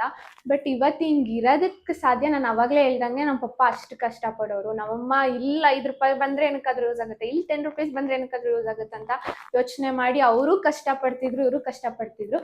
ನಾವು ಚಿಕ್ಕವರಿಂದಗಿಂತ ಎಫರ್ಟ್ಸ್ ಹಾಕಿ ಬಂದಿದ್ದಕ್ಕೆ ನಾವು ಇವತ್ತು ಇಲ್ಲಿದ್ದೀವಿ. ಚಿಕ್ಕವರಿಂದ ತುಂಬ ಎಫರ್ಟ್ಸ್ ಹಾಕಿದ್ದಾರೆ ಅಪ್ಪ ಅಮ್ಮ ಇಬ್ರು. ಸೊ ಅದಕ್ಕೆ ಅವರು ನಮ್ಮ ಮಧ್ಯೆ ಒಂದು ಜಗಳ ನಡೀತಿದ್ರು, ನಮ್ಮ ಮಕ್ಳು ಯಾರಿಗೂ ಹೇಳ್ತಾ ಇರ್ಲಿಲ್ಲ. ಇವಾಗಿನ ಮಕ್ಕಳು ಯಾರಾದ್ರೂ ಬಂದ ತಕ್ಷಣ ತೋರಿಸ್ಕೊಬಿಡ್ತಾರೆ. ನಮ್ಮ ಕೀರ್ತನ ಯಾರ ಹತ್ರನೂ ಹೇಳ್ಕೊತಾ ಇರ್ಲಿಲ್ಲ. ಇವತ್ತಿಗೂ ಅವಳು ಯಾರಿಗೂ ಒಂದು ಫೋನ್ ಕೂಡ ಮಾಡಿ ಅಪ್ಪ ಹಿಂಗಂದ್ರು ಅಂತ ಯಾರಿಗೂ ಹೇಳಲ್ಲ, ಅಮ್ಮ ಹಿಂಗಂದ್ರು ಯಾರಿಗೂ ಹೇಳಲ್ಲ. ನಾವಾಗೇ ಸಮಾಧಾನ ಆಗಿ ನಾವಿಬ್ರು ಸರಿ ಹೋಗೋವರೆಗೂ ಅವರಿಬ್ರು ಕಾಯ್ತಾ ಇರ್ತಾರೆ. ಆ ಥರ ನನ್ನ ಮಕ್ಕಳು. ಸೊ ಅದರಲ್ಲಿ ತುಂಬ ಪ್ರೌಡ್ ಫೀಲ್ ಇದೆ ನಂಗೆ ಹೇಳ್ಕೊಳಕ್ಕೆ. ಈಗ ಮಾಮ ಅತ್ತೆ ನಮ್ಮ ಜೊತೆ ಇದ್ದಾರೆ ಅಲ್ಲ, ಕೆಳಗಡೆ ಮನೇಲಿ ಇದ್ದಾರೆ. ಈಗ ಗೊತ್ತಿದ್ದೇ ಇರೋರು ಸುಮಾರು ಜನ ನಂಗೆ ಹೇಳಿದ್ದಾರೆ, ತಮ್ಮನ್ ಚೆನ್ನಾಗಿ ಇಟ್ಕೊಂಡ್ಬಿಟ್ಟಿದ ಹಂಗೆ ಹಿಂಗೆ ಆ ಥರ ಹೇಳ್ತಾರೆ. ಬಟ್ ಅವ್ರು ಇರೋದ್ರಿಂದ ನಮಗೆ ಎಷ್ಟೊಂದು ಹೆಲ್ಪ್ ಇದೆ. ಹೌದು, ಏನ್ ಹೇಳ್ತೀವಿ ಅವಾಗ ತುಂಬಾ ಚಿಕ್ಕವರಿದ್ದಾಗ ಈಗ ಪಪ್ಪ ಅಂತಂದ್ರೆ ಯಾವ್ದಾನ ಚಿಕ್ಕ ಪುಟ್ಟ ತಿಂಡಿಗಂತ ಹೋದ್ರೆ ಬೈಯೋರು. ಅಥವಾ 1-2 ದಿನಕ್ಕೆ ಪೆನ್ಸಿಲ್ ಕಳ್ದಾಕೊಂಡ್ಬಿಟ್ಟು ನಾನ್ ಜಾಸ್ತಿ ಕಳ್ದಾಕೊಂತಿರ್ಲಿಲ್ಲ, ನನ್ನ ತಮ್ಮ ಜಾಸ್ತಿ ಪೆನ್ಸಿಲು ಎರೇಸರು ಎಲ್ಲ ಕಳ್ದಾಕೊಂತಿದ್ದ. ಅವನೇನಾದ್ರೂ 2 ದಿನಕ್ಕೆ 1 ದಿನಕ್ಕೆ ಹೋದ್ರೆ ಮೊನ್ನೆ ಕೊಡ್ಸಿದೀನಿ ಅಂತ ಬೈತಿರ್ತಿರೋರು. ಆಗ ಅಮ್ಮನೂ ಒಂದೊಂದ್ಸಲ ದುಡ್ಡು ಇರ್ತಿರ್ಲಿಲ್ಲ. ಅಮ್ಮ ಏನು ಹೊರಗೆ ಹೋಗಿ ಕೆಲಸ ಮಾಡ್ತಿರ್ಲಿಲ್ಲ ಅಲ್ಲ ಅವಾಗ. ಸೊ ಬಂದಿದ್ದ ದುಡ್ಡಲ್ಲಿ ನಾವೇನಕ್ಕೋ ಒಂದು ಖರ್ಚು, ಅದೇನೋ ಒಂದು ಖರ್ಚು ಅಂತ ಆಗ್ತಿತ್ತು. ಅಂತ ಟೈಮಲ್ಲಿ ನಮ್ಮ ಮಾಮ ನಮ್ಮ ಮನೇಲೇ ಇದ್ದಿದ್ದು. ಆವಾಗ ನಮ್ಮ ಮಾಮಂಗೆ ಕೇಳ್ತಿದ್ವಿ, ಮಮ್ಮ ಇದು ಕೊಡ್ಸು ಮಮ್ಮ, ಅದು ಕೊಡ್ಸು ಮಮ್ಮ ಅಂತ ಅಂದ್ಬಿಟ್ಟು. ನಾನು ಯಾವತ್ತೇನೇ ಫೋನ್ ಮಾಡಿ ನಮ್ಮ ಮಾಮಂಗೆ ನಂಗೆ ಇದು ಬೇಕು ಅಂದರೆ ನನ್ನ ಮಾಮ ಇಲ್ಲ ಅನ್ನಲ್ಲ. ಅದು 12 ಗಂಟೆ ರಾತ್ರಿ ಆದ್ರೂ ತಂದು ಕೊಡ್ತಾರೆ.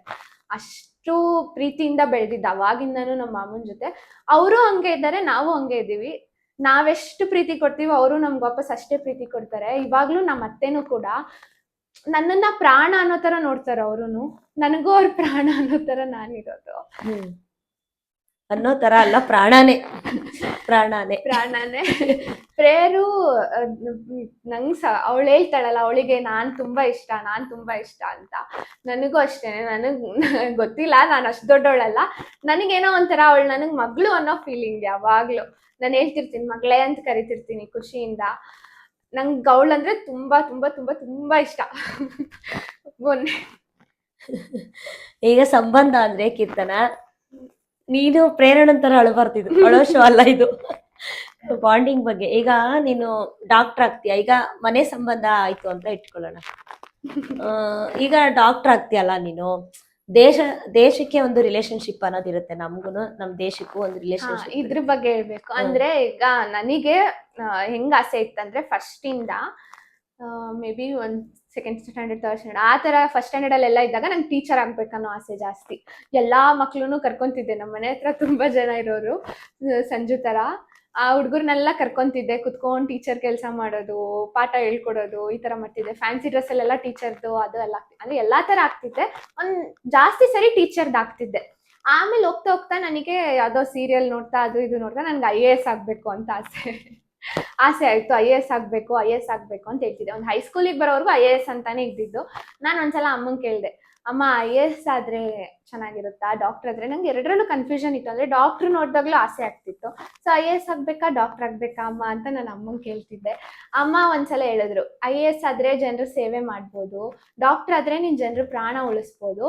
ಎರಡೂನು ನೀನು ಜನರಿಗೋಸ್ಕರ ದೇಶಕ್ಕೋಸ್ಕರ ಅಂತಾನೆ ಮಾಡ್ತೀಯಾ ಅಂತ ಅಂದ್ರು. ನನ್ ಎರಡೂ ಯೋಚನೆ ಮಾಡಿದಾಗ್ಲೂ ಅವಾಗ್ಲೂ ನಂಗೆ ಡಾಕ್ಟರ್ ಆಗ್ಬೇಕನ್ನೋದು ಆಸೆ ಇತ್ತು ಸ್ವಲ್ಪ. ಎರಡರಲ್ಲೂ ನಂಗೆ ಇನ್ನೂ ಕನ್ಫ್ಯೂಷನ್ ಇತ್ತು. ಆಮೇಲೆ 9th ಅಲ್ಲಿ ಅನ್ಸುತ್ತೆ, 9th ಅಲ್ಲಿ ನಂಗೆ ಒಂದ್ಸಲ ಡೆಂಗ್ಯೂ ಜ್ವರ ಬಂದಿದ್ದು. ಅವಾಗ ಹೆಂಗಾಗಿತ್ತು ಅಂದ್ರೆ ನನ್ನ ಪ್ಲೇಟ್ಲೆಟ್ಸ್ ಫುಲ್ ಕಮ್ಮಿ ಆಗ್ಬಿಟ್ಟಿತ್ತು. ಹೆಂಗಂತಂದ್ರೆ 50,000 80,000 50,000 ಬಂದ್ಬಿಟ್ಟಿತ್ತು. ಅದು ಇನ್ನೂ ಕೆಳಗೆ ಹೋಗ್ತಾ ಅಂದ್ರೆ ಟ್ರೀಟ್ಮೆಂಟ್ ಸ್ಟಾರ್ಟ್ ಮಾಡಿದ್ರು. 3-4 ಡೇಸ್ ಆದ್ಮೇಲೆ ಅದು ಇನ್ಕ್ರೀಸ್ ಆಗ್ಲೇ ಇಲ್ಲ. ಸೊ ಡಾಕ್ಟರ್ ಹೇಳಿದ್ರು, ಇಲ್ಲ ಆಗಲ್ಲ, ಬೇರೆ ಕಡೆ ಎಲ್ಲಾದ್ರೂ ಕರ್ಕೊಂಡೋಗಿ. ನಾನು ಎಷ್ಟೊಂದು ಟ್ರೈ ಮಾಡಿದೆ, ಮೆಡಿಸಿನ್ ಕೊಟ್ಟು ಆಗ್ತಿಲ್ಲ ಅಂತ. ಅದು ಮೆಡಿಸಿನ್ ಹೆಂಗ್ ಕೊಟ್ಟಿದ್ದು ಅಂತಂದ್ರೆ, ನನಗೆ ಹೀಟ್ ಆಯ್ತು, ಆ ಟೈಮಲ್ಲಿ ಬ್ಲೀಡಿಂಗ್ ಸ್ಟಾರ್ಟ್ ಆಯ್ತು, ಅದನ್ನ ಸ್ಟಾಪ್ ಮಾಡೋಕ್ಕೋಸ್ಕರ ಟ್ಯಾಬ್ಲೆಟ್ಸ್ ಕೊಟ್ಟರು, ಅದೆಲ್ಲ ಆಯ್ತು. ಹಂಗೂ ಮೆಡಿಸಿನ್ ವರ್ಕ್ ಆಗಲಿಲ್ಲ ನನಗೆ. ಪ್ಲೇಟ್ಲೆಟ್ಸ್ ಕಮ್ಮಿನೇ ಆಗ್ತಾನೆ ಹೋಯ್ತು. ಅದೇನಾದ್ರೂ ಬೇಗ ಈಗ 1 ನಿಮಿಷದಲ್ಲಿ ಅಥವಾ 5 ಮಿನಿಟ್ಸಲ್ಲಿ ಇಳ್ದೋಗ್ಬೋದು ಫುಲ್ ಪ್ಲೇಟ್ಲೆಟ್ಸ್. ಒಂದು ಮನುಷ್ಯನ ಡೆತ್ ಕರ್ಕೊಂಡು ಹೋಗ್ಬೋದು, ಆ ಥರ ಇತ್ತು. ಆ ಟೈಮಲ್ಲಿ ಅಮ್ಮ ಕಾಲಿಗೆ ಬಿದ್ರು ಅವತ್ತು ಡಾಕ್ಟ್ರಿಗೆ. ಕೀರ್ತನ ಮಾತಾಡು, ಆರಾಮಾಗಿ ಮಾತಾಡು. ಕಾಲಿಗೆ ಬಿದ್ರು. ಅವಾಗ ಒಂಥರ ಫೀಲಿಂಗ್ ಆಯ್ತು, ಇಲ್ಲ ನಾನು ಡಾಕ್ಟರ್ ಆಗ್ಬೇಕು. ತುಂಬಾ ಒಂದೊಂದು ಟೈಮ್ ಹೇಳಕ್ ಜನರು ಬೇಕು ಅಂತಾನು ಏನು ಮಾಡ್ಕೊಳಲ್ಲ ಅಲ್ವಾ. ಕಾಯಿಲೆ ಆಗ್ಲಿ ಒಂದೇನೇ ಆಗ್ಲಿ ಬೇಕು ಅಂತ ಜನರು ಏನು ಮಾಡ್ಕೊಳಕ್ ಆಗಲ್ಲ. ಅಂಡ್ ಈಗ ಒಂದು ನಾವೇನ್ ಎನ್ವಿರಾನ್ಮೆಂಟ್ ಹಾಳು ಮಾಡೋದು ಅದೆಲ್ಲ ಬೇರೆ ವಿಚಾರ. ಬಟ್ ಅಂತ ಟೈಮಲ್ಲಿ ಯಾರೇ ಇರ್ಲಿ ಆ ಜಾಗದಲ್ಲಿ ಅಷ್ಟು ಕಷ್ಟದಲ್ಲಿರೋದನ್ನ ನೋಡಕ್ಕಾಗಲ್ಲ. ಅದೆಲ್ಲ ನೋಡಿ ಏನೋ ಫೀಲಿಂಗ್ ನಂಗೆ ಡಾಕ್ಟರ್ ಆಗ್ಬೇಕು ನಾನು ಅಂತ. ಇನ್ನು 2 ಇನ್ಸ್ಪಿರೇಷನ್ ಐತೆ ನಿಂಗೆ ಡಾಕ್ಟರ್ ಆಗಕ್ಕೆ? ಡಾಕ್ಟರ್ ಆಗ್ಬೇಕು ಅಂತ ಆಸೆ ಇತ್ತು. ಮತ್ತೆ ಅದೇ ಅಮ್ಮ ಕಾಲಿಗೆ ಬಿದ್ದು ಎಲ್ಲ ಕೇಳ್ಕೊಂಡ್ರು, ಆ ದುಃಖ, ಆ ದಿನಗಳು. ಆಮೇಲೆ 2 ಡೇಸ್ ಏನೋ ಪಪ್ಪಾಯ ಅದು ಇದು ಏನೇನೋ ಮಾಡಿ 2 ಡೇಸ್ ಅಲ್ಲಿ ಇನ್ಕ್ರೀಸ್ ಆಯ್ತು. ಪಪ್ಪಾಯ ಎಲೆದು ನಿಂಗೆ ಜ್ಯೂಸ್ ಕೊಡ್ತಾ ಇದ್ದಿದ್ದು? ಪಪ್ಪಾಯ ಎಲೆದು ಜ್ಯೂಸ್ ಕುಡ್ದು ಮತ್ತೆಲ್ಲ ಮೆಡಿಸಿನ್ಸ್ ಕರೆಕ್ಟಾಗಿ ತಗೊಳಕ್, ಅಂದ್ರೆ ಅವಾಗೂ ಕರೆಕ್ಟಾಗಿ ಮೆಡಿಸಿನ್ಸ್ ತಗೊಂತಿದ್ದೆ, ಬಟ್ ಆದ್ರೂ ವರ್ಕ್ ಆಗಿಲ್ಲ, ಯಾಕಂತ ಗೊತ್ತಿಲ್ಲ. ಆಮೇಲೆ ಪಪ್ಪಾಯ ಎಲೆ ಜ್ಯೂಸ್ ನ್ಯಾಚುರಲ್ ಆಗಿ ಟ್ರೈ ಮಾಡಿದಾಗ ವರ್ಕೌಟ್ ಆಯಿತು. ಪ್ಲೇಟ್ಲೆಟ್ಸ್ ಎಲ್ಲ ಇನ್ಕ್ರೀಸ್ ಆಯಿತು, ಹುಷಾರಾದೆ. ಮತ್ತು ಇನ್ನೊಂದು ಏನಂತಂದರೆ, ಕಾರಣ ಇದಕ್ಕೆ ನಮ್ಮ ತಾತ ಸತ್ತಿದ್ದು ಮತ್ತು ಅಪ್ಪ. ಅವ್ರಿಗೂ ತುಂಬ ಆಸೆ ಇತ್ತು ನನ್ನ ಮೇಲೆ, ನನ್ನ ಮೊಮ್ಮಗಳು ಅಂತ ತುಂಬ ಖುಷಿ ಪಡ್ತಿದ್ರು. ನಾನು ಏನೇ ಒಂದು ಚಿಕ್ಕ ಅಚೀವ್ಮೆಂಟ್ ಮಾಡಿದ್ರು, ಒಂದು ಡ್ಯಾನ್ಸಲ್ಲಿ ಒಂದು ಸರ್ಟಿಫಿಕೇಟ್ ತಂದ್ರು, ಅಥವಾ ನಮ್ಮ ತಾತ ಶಿವಣ್ಣ ಅಂತ ಅಮ್ಮವರಪ್ಪ ಒಂದು ಸರ್ಟಿಫಿಕೇಟ್ ತಂದ್ರು, ಅಥವಾ ಒಂದು ಡ್ಯಾನ್ಸ್ ಸರ್ಟಿಫಿಕೇಟ್ ಚಿಕ್ಕದು ಒಂದು ನನಗೊಂದು ಪ್ರೈಸ್, ಒಂದು ಮೆಡಲ್ ಸಿಕ್ಕಿದ್ರು ತುಂಬ ಖುಷಿ ಪಡ್ತಿದ್ರು ಅವರು. ಎಲ್ಲ ಊರಿಗೆಲ್ಲ ಹೇಳ್ಕೊಂಡು ಬರೋರು, ನನ್ನ ಮೊಮ್ಮಗಳು ಡ್ಯಾನ್ಸಲ್ಲಿ ಪ್ರೈಸ್ ತಂದ್ಲು, ಮೆಡಲ್ ತಂದ್ಲು ಇವತ್ತು. ನನ್ನ ಮೊಮ್ಮಗಳು ಇಷ್ಟ ಆಗ್ದವಳೆ ಗೊತ್ತಾ. ಇವಾಗ ಹೆಂಗಂತಂದ್ರೆ ಎಲ್ಲ ಫೈನಲ್ ಎಕ್ಸಾಮ್ ಬಂದಾಗ ಮಾರ್ಕ್ಸ್ ಕಾರ್ಡ್ ಕೊಡ್ತಿದ್ರು. ಅವಾಗ ನಾನು ಎಷ್ಟು ರ್ಯಾಂಕ್ ಬರ್ತೀನಿ ಎಲ್ಲಾರ್ಗು ಇಷ್ಟು ಪರ್ಸೆಂಟೇಜ್ ತೆಗ್ದೋಳೆ ಅಂತಂದು ಊರಿಗೆಲ್ಲ ಸ್ವೀಟ್ ಹಂಚ್ಕೊಂಡ್ ಬರೋರು. ಆ ತರ ನಮ್ಮ ಅಪ್ಪ ಇದ್ದಿದ್ದು. ತಾತ ಅಪ್ಪ ಅಂದ್ರೆ ಮಿಸ್ಟೇಕ್ ನಾನು ಅಪ್ಪ ಅಂತೀನಿ, ನಮ್ ತಾತ ಇದ್ದಿದ್ ಹಂಗೆ. ಅವ್ರನ್ನ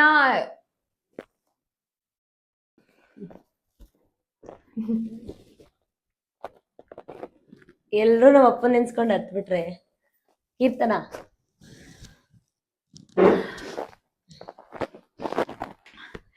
ಅವ್ರು ಸತ್ತಾಗ ನನ್ ಸ್ಕೂಲಲ್ಲಿ ಇದ್ದಿದ್ದು, ಬಂದು ನೋಡಿದ ತಕ್ಷಣ ಆಂಬ್ಯುಲೆನ್ಸ್ ಅಲ್ಲಿ ನಾನು ಬಿದ್ದೋಗ್ಬಿಟ್ಟೆ.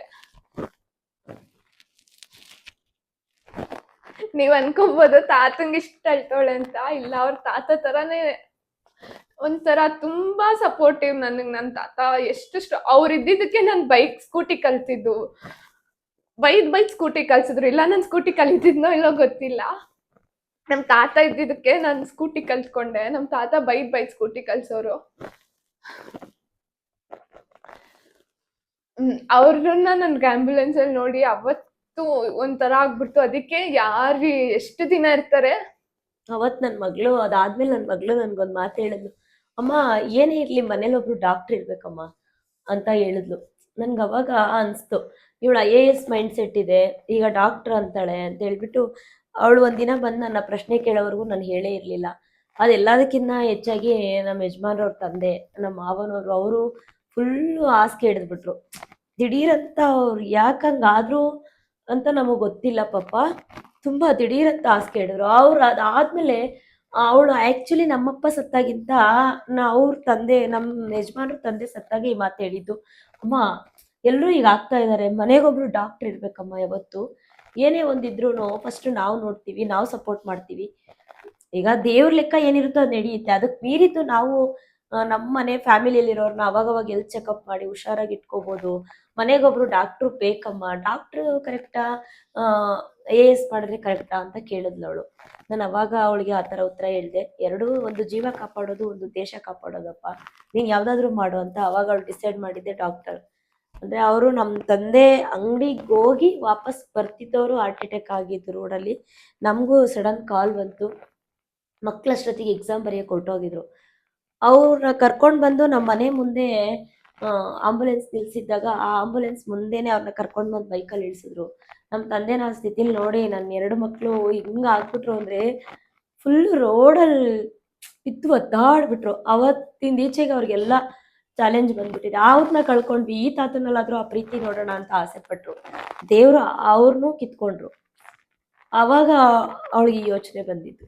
ಎಲ್ಲರೂ ಅನ್ಕೊಂಡಿರ್ತಾರೆ ಅವ್ರಿಗೆ ಏನು ನೋವಿಲ್ಲ, ಆರಾಮಾಗಿದ್ದಾರೆ, ಎಂಜಾಯ್ ಮಾಡ್ತಾರೆ, ತಿಂತಾರೆ. ನೀವು ನಿಜ ಎಷ್ಟೊಂದು ಜನ ತಿಳ್ಕೊಂಡಿರೋದೆಲ್ಲ ತಪ್ಪು. ಯಾಕೆ ಅಂದರೆ ಆ ನೋವುಗಳನ್ನೆಲ್ಲ ನಮ್ಮ ಮಕ್ಕಳು ಮನಸ್ಸಿಂದ ತೆಗಿಬೇಕು. ಅವ್ರು ಸ್ಟ್ರಾಂಗ್ ಆಗಿರಬೇಕು, ಬಾಂಡಿಂಗ್ ಅನ್ನೋದು ಅವ್ರಿಗೆ ಕಲಿಸ್ಬೇಕು, ಸಂಬಂಧಗಳಿಗೆ ವ್ಯಾಲ್ಯೂ ಕೊಡಬೇಕು. ಇವತ್ತು ಅವ್ರು ದೊಡ್ಡಪ್ಪ ಅವರೆಲ್ಲ ಬಂದರೂ ಅವ್ರು ಅಷ್ಟೇ ಗೌರವಿಸ್ತಾರೆ.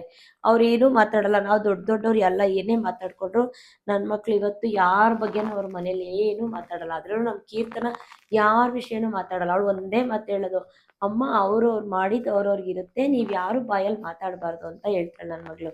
ಆ ಥರ ಮಕ್ಳನ್ನ ಪಡೆಯೋಕ್ಕೆ ನಾನು ಪುಣ್ಯ ಮಾಡಿದ್ದೆ. ಎಕ್ಸ್ಪೆಷಲಿ ನನ್ನ ಮಗನೂ ಅಷ್ಟೇ, ಮಗಳು ಅಷ್ಟೇ. ಸೊ ಆಮೇಲೆ ತಾತ ಏನು ವಯಸ್ಸಾಯಿತು, ಎಲ್ಲರೂ ಒಂದಿನ ಸಾಯ್ಬೇಕು ಆ ಥರ ಎಲ್ಲ ಮಾತಾಡೋಕ್ಕಾಗಲ್ಲ.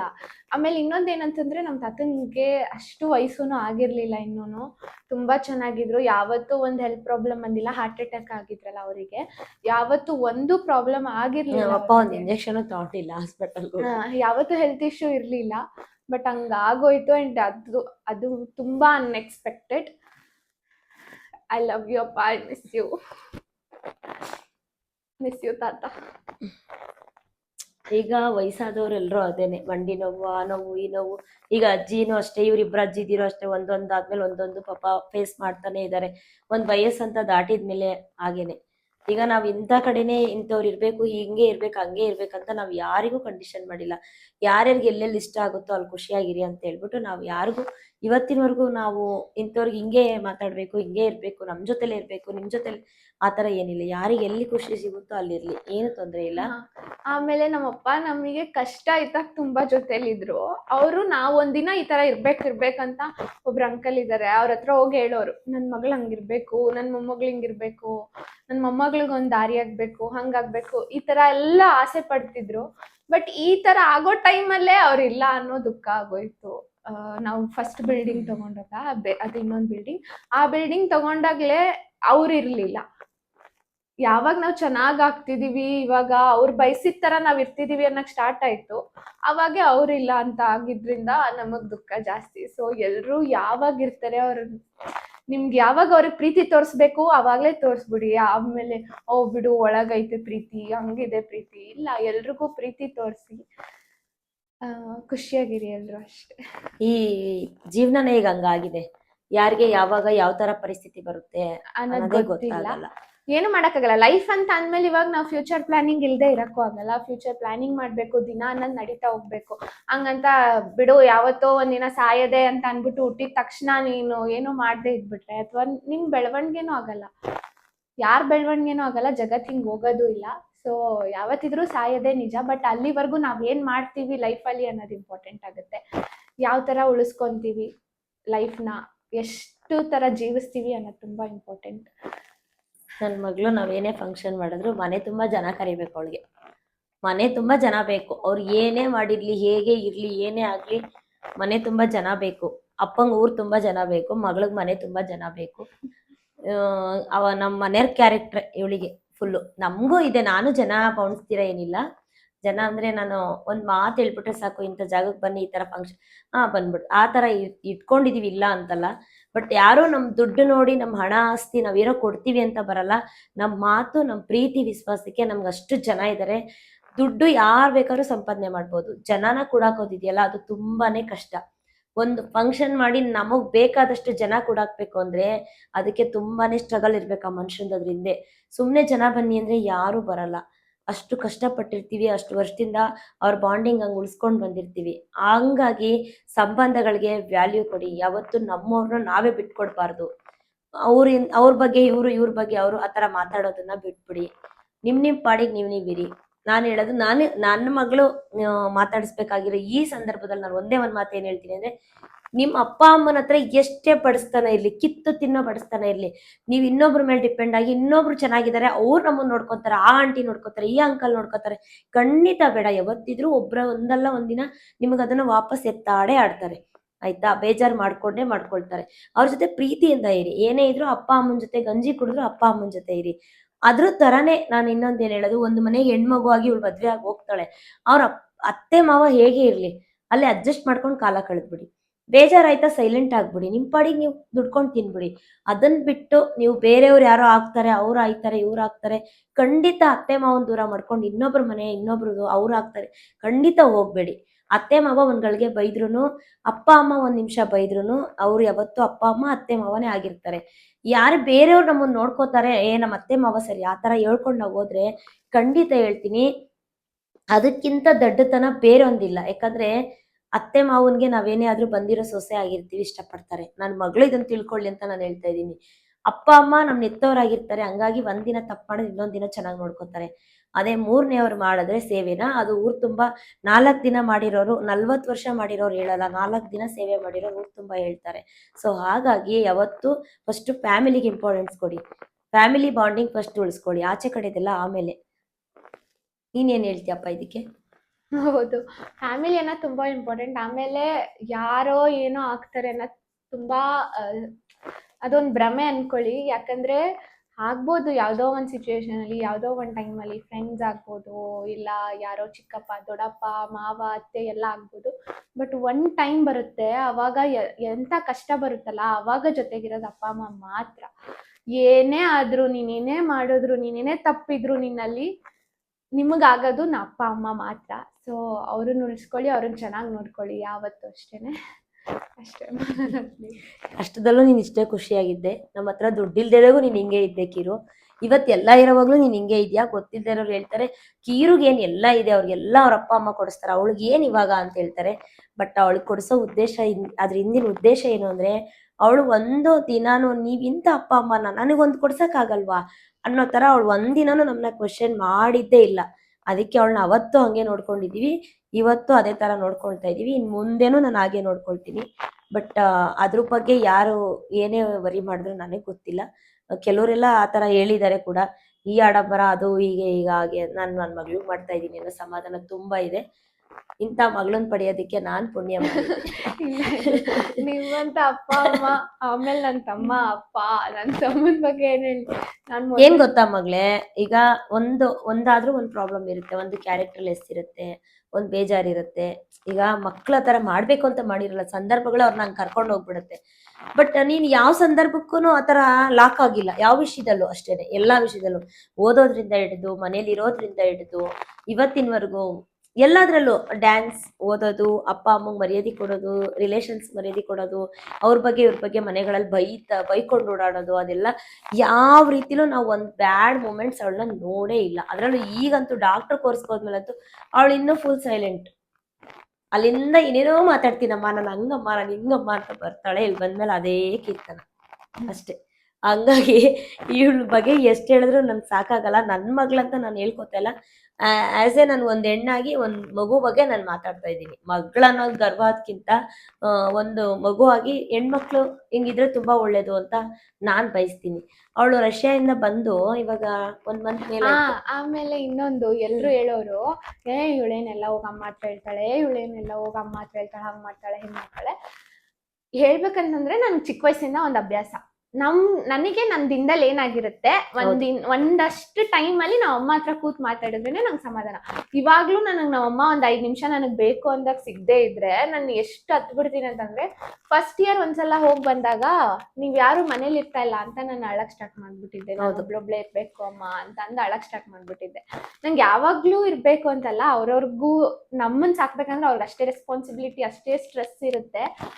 ಬಟ್ ನನಗೆ ಎಮೋಷನಲಿ ಒಂದು half an hour, 5 minutes, 10 minutes ಅಂತ ಬೇಕಾದಾಗ ನಾವಮ್ಮ ಯಾವಾಗ್ಲೂ ನನಗಿದ್ರು. ಅವಾಗಿಂದನೂ ಅಷ್ಟೇ ನನ್ಗೆ ಅದೊಂದು ಅಭ್ಯಾಸ. ನನ್ಗೆ ಈ ದಿನದಲ್ಲಿ ಇದೆಲ್ಲ ಆಯ್ತು ಅಮ್ಮ ಅದೆಲ್ಲ ಹೇಳ್ಕೊಂಡ್ಬಿಟ್ರೆ ನಂಗೆ ಒಂದ್ ವರಮಹಾಲಕ್ಷ್ಮಿ ಟೈಮಲ್ಲಿ last year 2 years back in ಬಂದಾಗ, ಫಸ್ಟ್ ಇಯರ್ ಮುಗಿಸ್ಕೊಂಡು ಬಂದಾಗ ನಾವಿಬ್ರು ವರ್ಕಲ್ಲಿ ಬ್ಯುಸಿ ಆದ್ವಿ. ವರಮಹಾಲಕ್ಷ್ಮಿ ಟೈಮಲ್ಲಿ ನಾವಿಬ್ರು ಬ್ಯುಸಿನೇ.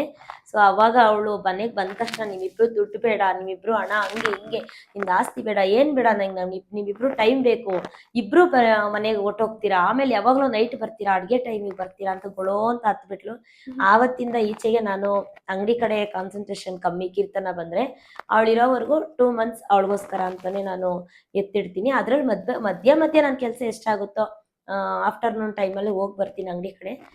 ಹಾಗಾಗಿ ನಾನು ಅಂಗಡಿ ಕಡೆನೂ ಜಾಸ್ತಿ ಟೈಮ್ ಕೊಡಲ್ಲ. ಎಷ್ಟೊಂದು ಕಸ್ಟಮರ್ ಹಂಗೆ ಕೇಳ್ತಿರ್ತಾರೆ, ಮಗಳು ಬಂದ್ರೆ ಮಗಳನ್ನೇ ನೋಡ್ಕೊಂಡು.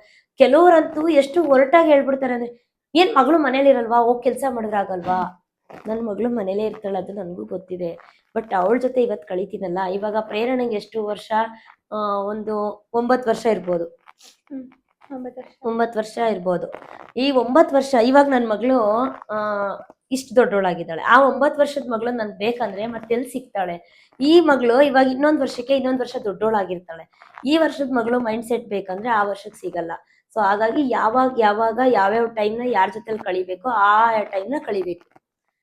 ಅದನ್ನೇ ಸಂಬಂಧಗಳ ತಿಳುವಳಿಕೆ ಪ್ರತಿಯೊಂದ್ರಲ್ಲೂ ಇದೆ. ಸ್ಕೂಲ್ ಬಗ್ಗೆನೂ ರಿಲೇಶನ್ಶಿಪ್ ಇದೆ, ದೇಶದ ಬಗ್ಗೆ ಇದೆ, ಮನೆ ಬಗ್ಗೆ ಇದೆ, ಎಲ್ಲಾದ್ರ ಬಗ್ಗೆ ಇದೆ.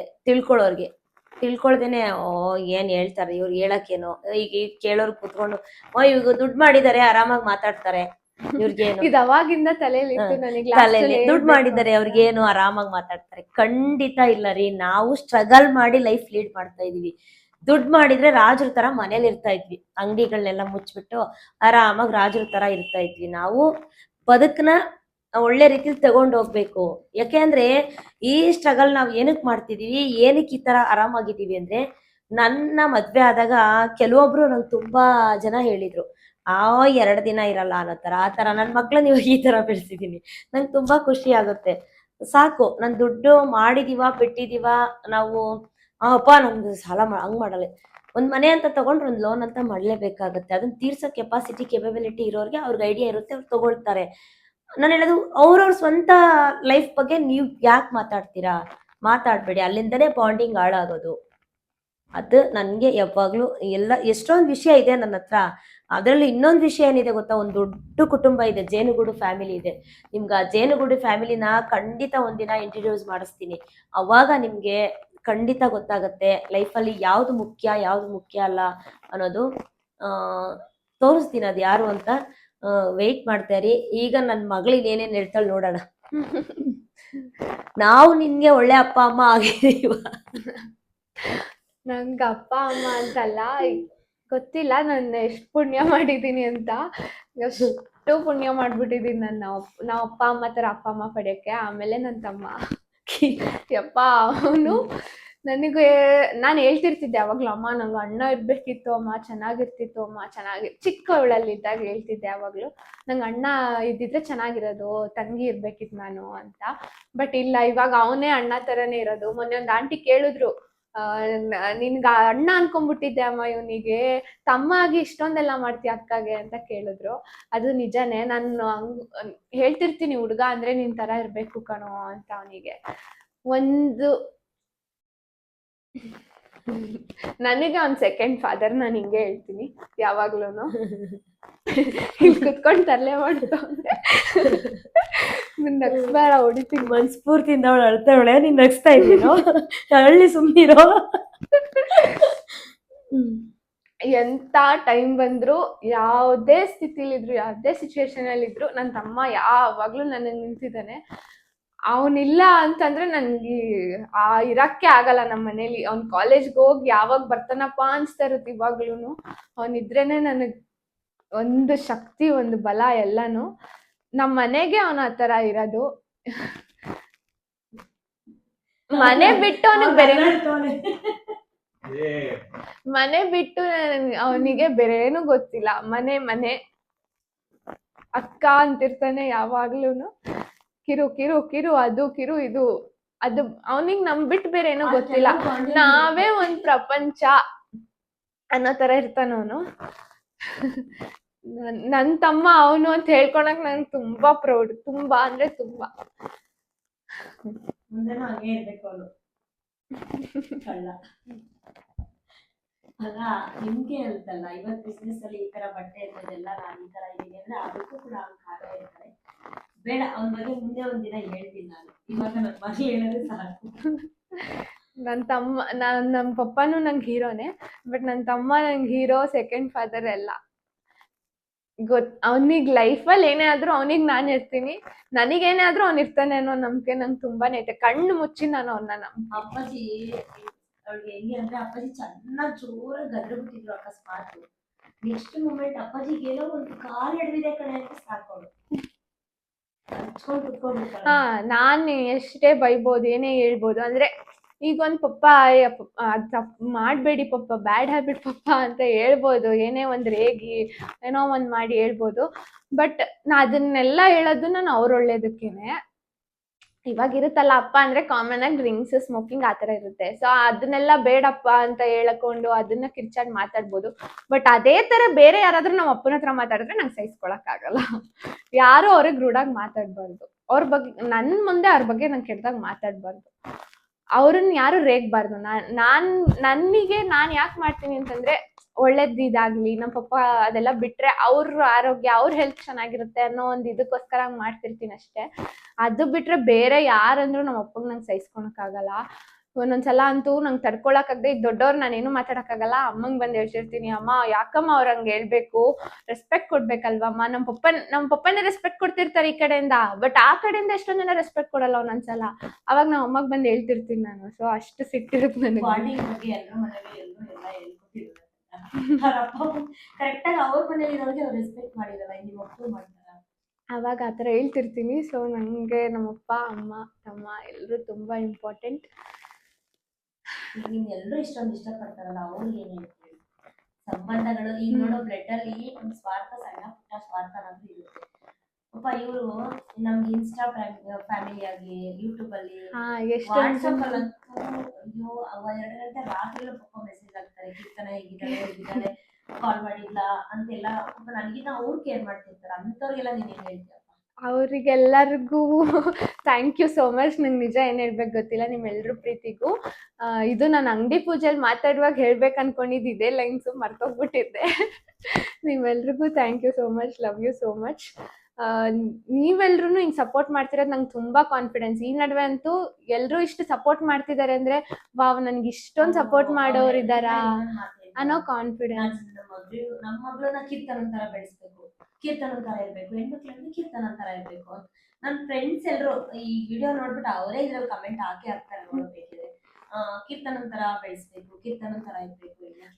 ಅದನ್ನ ಮಕ್ಕಳು ನೀವು ಈಗ ಏನಂತಾರೆ ಸಿಟ್ಟಲ್ಲಿ ತಗೊಳ್ಳೋದು, ಏನ್ ಹಂಗಿರ್ಬೇಕಾ ಹಿಂಗಿರ್ಬೇಕಾ ಅಂತ ಅನ್ಕೋಬೇಡಿ. ಯಾಕಂತಂದ್ರೆ ಇವಾಗ ಯಾರೋ ಒಬ್ರು ಚೆನ್ನಾಗಿರೋರ್ನ ತೋರಿಸಿ ನೀನ್ ಹಿಂಗಿರ್ಬೇಕಮ್ಮ ಅಂತ ನಿಮ್ ಪೇರೆಂಟ್ಸ್ ಹೇಳ್ತಾರೆ ಅಂತಂದ್ರೆ, ಪೇರೆಂಟ್ಸ್ ಕಂಪೇರ್ ಮಾಡಲ್ಲ.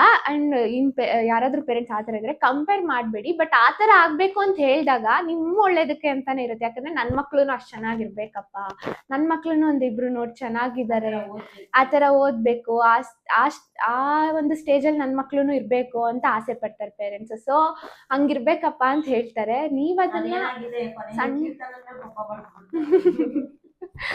ಅದಕ್ಕೆ ಕೋಪ ಮಾಡ್ಕೊಳಕ್ ಹೋಗ್ಬೇಡಿ. ಹಿಂಗೆ ಇರ್ಬೇಕು ಅಂತ ಹೇಳಿದ್ರೆ ಆಯ್ತು ಅಂತ ಹೇಳಿ. ಬಟ್ ಪೇರೆಂಟ್ಸು ಕೂಡ ತುಂಬಾ ಕಂಪೇರ್ ಮಾಡೋ ತರ ಹೇಳೋದ್ ಬೇಡ. ಅವಳು ಹಂಗಿದ್ದಾಳೆ, ನೀನು ಹಿಂಗೆ ಇರ್ಲೇಬೇಕು ಅಂತ ಹೇಳ್ಬೇಡಿ. ಅವಳ ತರ ಚೆನ್ನಾಗಾಗು ಅಂತ ಹೇಳೋದ್ರಲ್ಲಿ ತಪ್ಪಿಲ್ಲ. ಬಿಕಾಸ್ ಇವಾಗ ಚಿಕ್ಕ ವಯಸ್ಸಿಂದನೂ ಅದೊಂದು ಅಭ್ಯಾಸ ಪೇರೆಂಟ್ಸಿಗೆ. ಯಾರಾದ್ರೂ ಫ್ರೀಡಮ್ ಫೈಟರ್ಸ್ನು ಅಥವಾ ಏನಾದ್ರೂ ಸಾಧನೆ ಮಾಡಿರೋರು, ಡಾಕ್ಟರ್ APJ ಅಬ್ದುಲ್ ಕಲಾಂ ಆ ಥರ ಇರೋರ್ನೆಲ್ಲ ತೋರಿಸಿ ನೀನು ಇವ್ರ ತರ ಒಂದಿನ ಆಗ್ಬೇಕಪ್ಪ, ಹಂಗಿರ್ಬೇಕಪ್ಪ ಅಂತ ಹೇಳೋ ಅಭ್ಯಾಸ ಅವಾಗಿಂದನು. ಸೊ ಅದು ಯಾವುದು ತಪ್ಪಲ್ಲ, ಯಾಕಂದ್ರೆ ನನ್ನ ಮಕ್ಳು ಚೆನ್ನಾಗಿರ್ಲಿ ಅಂತ ಹೇಳೋ ಅಂಥದ್ದು. ಸೊ ಯಾರು ಅದನ್ನ ಕೋಪ ಮಾಡ್ಕೋಬೇಡಿ ಮಕ್ಕಳು. ಬಾಂಡಿಂಗ್ ಅಂದ್ರೆ ಲಾಸ್ಟ್ ಈಗ ಫೈನಲ್ ಟಚ್ ಕೊಡೋಣ. ಏನ್ ಫೈನಲ್ ಟಚ್ ಗೊತ್ತಾ? ಈಗ ನೀನು ನಾನು ಅವಾಗ್ಲೇ ಕೇಳಕ್ ಬಂದಿದ್ ನಿನ್ಗೆ ಏನ್ ಗೊತ್ತಾ, ಈಗ ನೀನ್ ಡಾಕ್ಟರ್ ಆದ್ಮೇಲೆ ದೇಶಕ್ಕೆ, ಈ ದೇಶಕ್ಕೆ ಸೇವೆ ಮಾಡ್ತೀಯಾ, ಬೇರೆ ದೇಶದಲ್ಲಿ ಇರ್ತೀಯಾ, ನಮ್ ದೇಶದಲ್ಲಿ ಇರ್ತೀಯಾ? ಅದು ನನಗೆ ಇನ್ನೂ ಕನ್ಫರ್ಮ್ ಇಲ್ಲ. ಬಟ್ ನಂಗೆ ಹೇಳ್ದೆ 2 ದೇಶ ಅಲ್ಲ, ಎಲ್ಲಾ ಕಡೆ ಸೇವೆ ಮಾಡೋದು ತಪ್ಪಿಲ್ಲ. ಬಟ್ ನಮ್ಮ ಇಂಡಿಯಾಗೆ ನೀನೇನಾದ್ರೂ ಎಲ್ಲಾರ್ಗು ಒಳ್ಳೇದ್ ಮಾಡೋ ತರ ಏನಾದ್ರು ಮಾಡ್ತಾ ಇರ್ಬೇಕು. ನಾನು ಅವಾಗಿಂದನೂ ಹೇಳ್ತಿದ್ದೆ ಅಮ್ಮಗೆ, ನಾನು ಬೇರೆ ಕಡೆ ವರ್ಕ್ ಎಲ್ಲೇ ಮಾಡಿದ್ರು ನಾನು ಇಂಡಿಯಾಲೂ ವರ್ಕ್ ಮಾಡ್ತೀನಿ, ಇಂಡಿಯಾಲೂ ನನ್ನ ಜನರು ಸೇವೆ ಮಾಡೇ ಮಾಡ್ತೀನಿ. ನನಗೆ ಈ ಭೂಮಿ ಇಂಡಿಯಾನೂ ಒಂಥರ ಹೆಲ್ಪ್ ಮಾಡಿದೆ ಅಂತಂದ್ರೆ, ನಾನೊಂದು ರೀತಿ ಸಕ್ಸಸ್ ಆಗೋಕ್ಕೆ ರಷ್ಯಾನೂ ಅಷ್ಟೇ ಮಾಡಿದೆ. ಸೊ ನಂಗೆ ಎರಡೂ ದೇಶನೂ ಇಷ್ಟ. ಮೊನ್ನೆ ನಮ್ಮ ಚಿಕ್ಕಿ ಅಂದ್ರು, ಆಹಾ ಇದ್ದಿದ್ದೆಲ್ಲ ಇಲ್ಲಿ 2 ದೇಶ ಇಷ್ಟ ಅಂತ್ಯಾ, ಕರೆಕ್ಟಾಗಿ ಹೇಳು, ಇಂಡಿಯಾನೇ ಇಷ್ಟ ಅಂತ ಹೇಳು ಅಂತ ಅಂದ್ರು ಚಿಕ್ಕಿ. ನಾನು ಅದಕ್ಕೆ ಅಂದೆ, ಹಂಗಂತಲ್ಲ, ನಂಗೆ 2 ದೇಶದಿಂದ ನನ್ನ ಭವಿಷ್ಯ ಚೆನ್ನಾಗಿರೋದ್ರಿಂದ ನಂಗೆ 2 ದೇಶ ಇಷ್ಟ ಅಂತ ಹೇಳಿದೆ. ಹೌದು, ನನ್ಗೆ ಇಲ್ಲಿರಕ್ ತುಂಬಾನೇ ಇಷ್ಟ. ನಮ್ಮ ನೇಚರ್ ಯಾವತ್ತೂ ನಾವು ಬಿಟ್ಕೊಡಕ್ ಆಗಲ್ಲ. ಆ ನೇಚರ್ ಅಂತಾನೆ ಅಲ್ಲ, ಅವಳಿಗೆ ಹಳ್ಳಿನೇ ಇಷ್ಟ. ಅದ್ರಲ್ಲೂ ನಿನ್ಗೆ ಎಲ್ಲದಕ್ಕಿಂತ ಹಳ್ಳಿ ಇಷ್ಟ. ನಂಗೆ ಸಿಟಿಗಿನ ಇನ್ನು ಹಳ್ಳಿನೂ ಇಷ್ಟ. ನಮ್ಮ ಅಮ್ಮರ ಮನೆಗೆ ಹೋಗ್ಬಿಟ್ರೆ ಬರೋದೇ ಇಲ್ಲ ಇವಳು. ಊರಿಗೆ ಹೋಗ್ಬಿಟ್ರೆ ಬರೋದೇ ಇಲ್ಲ.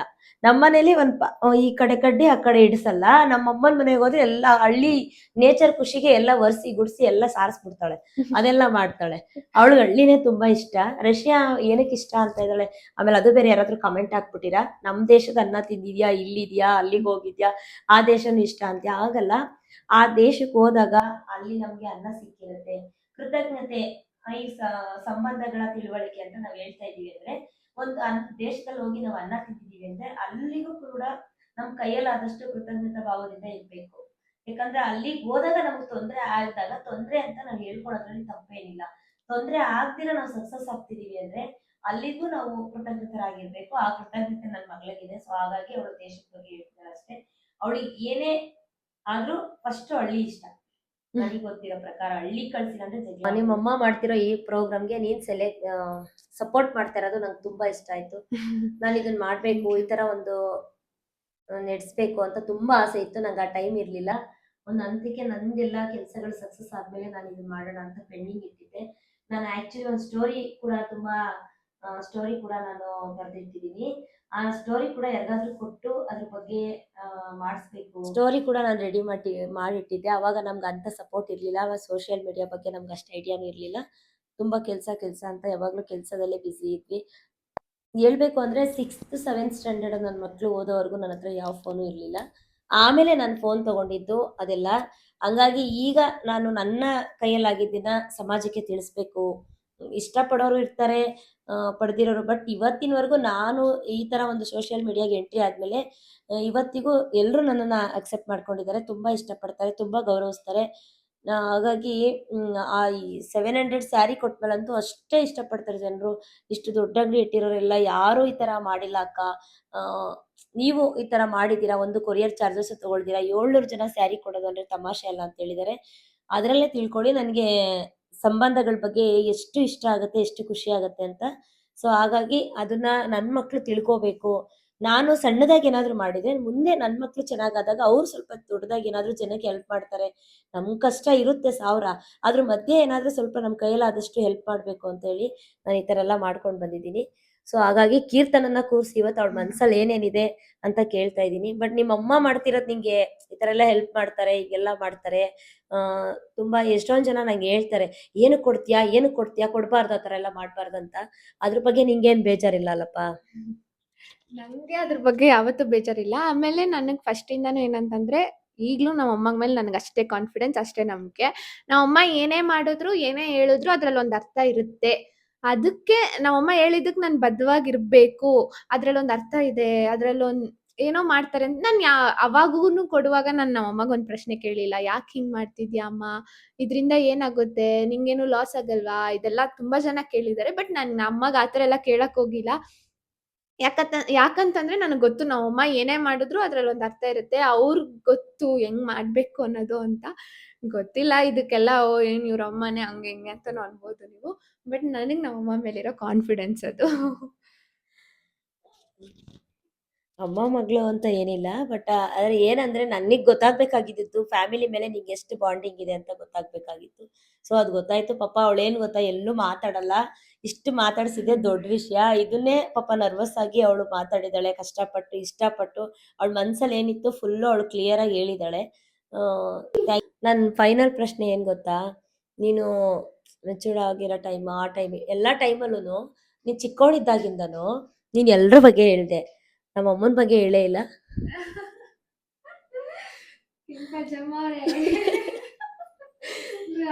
ನಾನು ನನ್ನ ತಮ್ಮ ಎಂತ ಕೆಲಸ ಇದ್ರೂ ಬಿಟ್ಟು ಬರ್ತಿತ್ತು ನಮ್ಮವ್ವ ನಿಂಗೋಸ್ಕರ.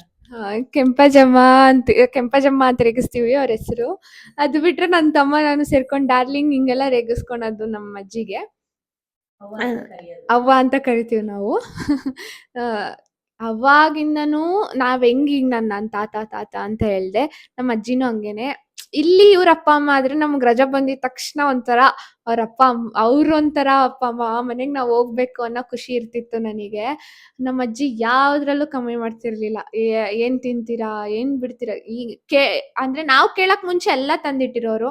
ಆಮೇಲೆ ನಾನು ಅಂತಂದ್ರೆ ನಮ್ಮ ಅಜ್ಜಿಗೆ ಸಖತ್ ಪ್ರೀತಿ. ಆಮೇಲೆ ನನಗೆ ಒಂದಷ್ಟು ಹಿಂಗೆ ಇದೆ, ಇದೇ ಬಿಸ್ಕೆಟ್ ಅಲ್ಲಿ ತಿನ್ಬೇಕು ನಾನು. ಇವಾಗೆಲ್ಲ ಸ್ವಲ್ಪ ಅರ್ಥ ಆಗುತ್ತೆ. ಇಲ್ಲ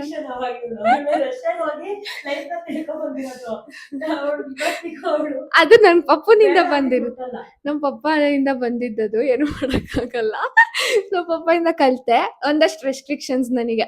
ಅವಾಗ ನಿಮ್ಮ ಮಮ್ಮಿ ಅಡುಗೆ ಊಟ ಆದ್ರೆ ತಿಂತೀಯ ನೀನು, ನಮ್ಮ ಅಡುಗೆ ಊಟ ತಿನ್ನಲ್ಲ ಅಂತ. ಇಲ್ಲ, ನಂಗೆ ನಮ್ಮ ಅಜ್ಜಿ ಕೈ ಅಡುಗೆ ನಂಗೆ ಸಖತ್ ಇಷ್ಟ.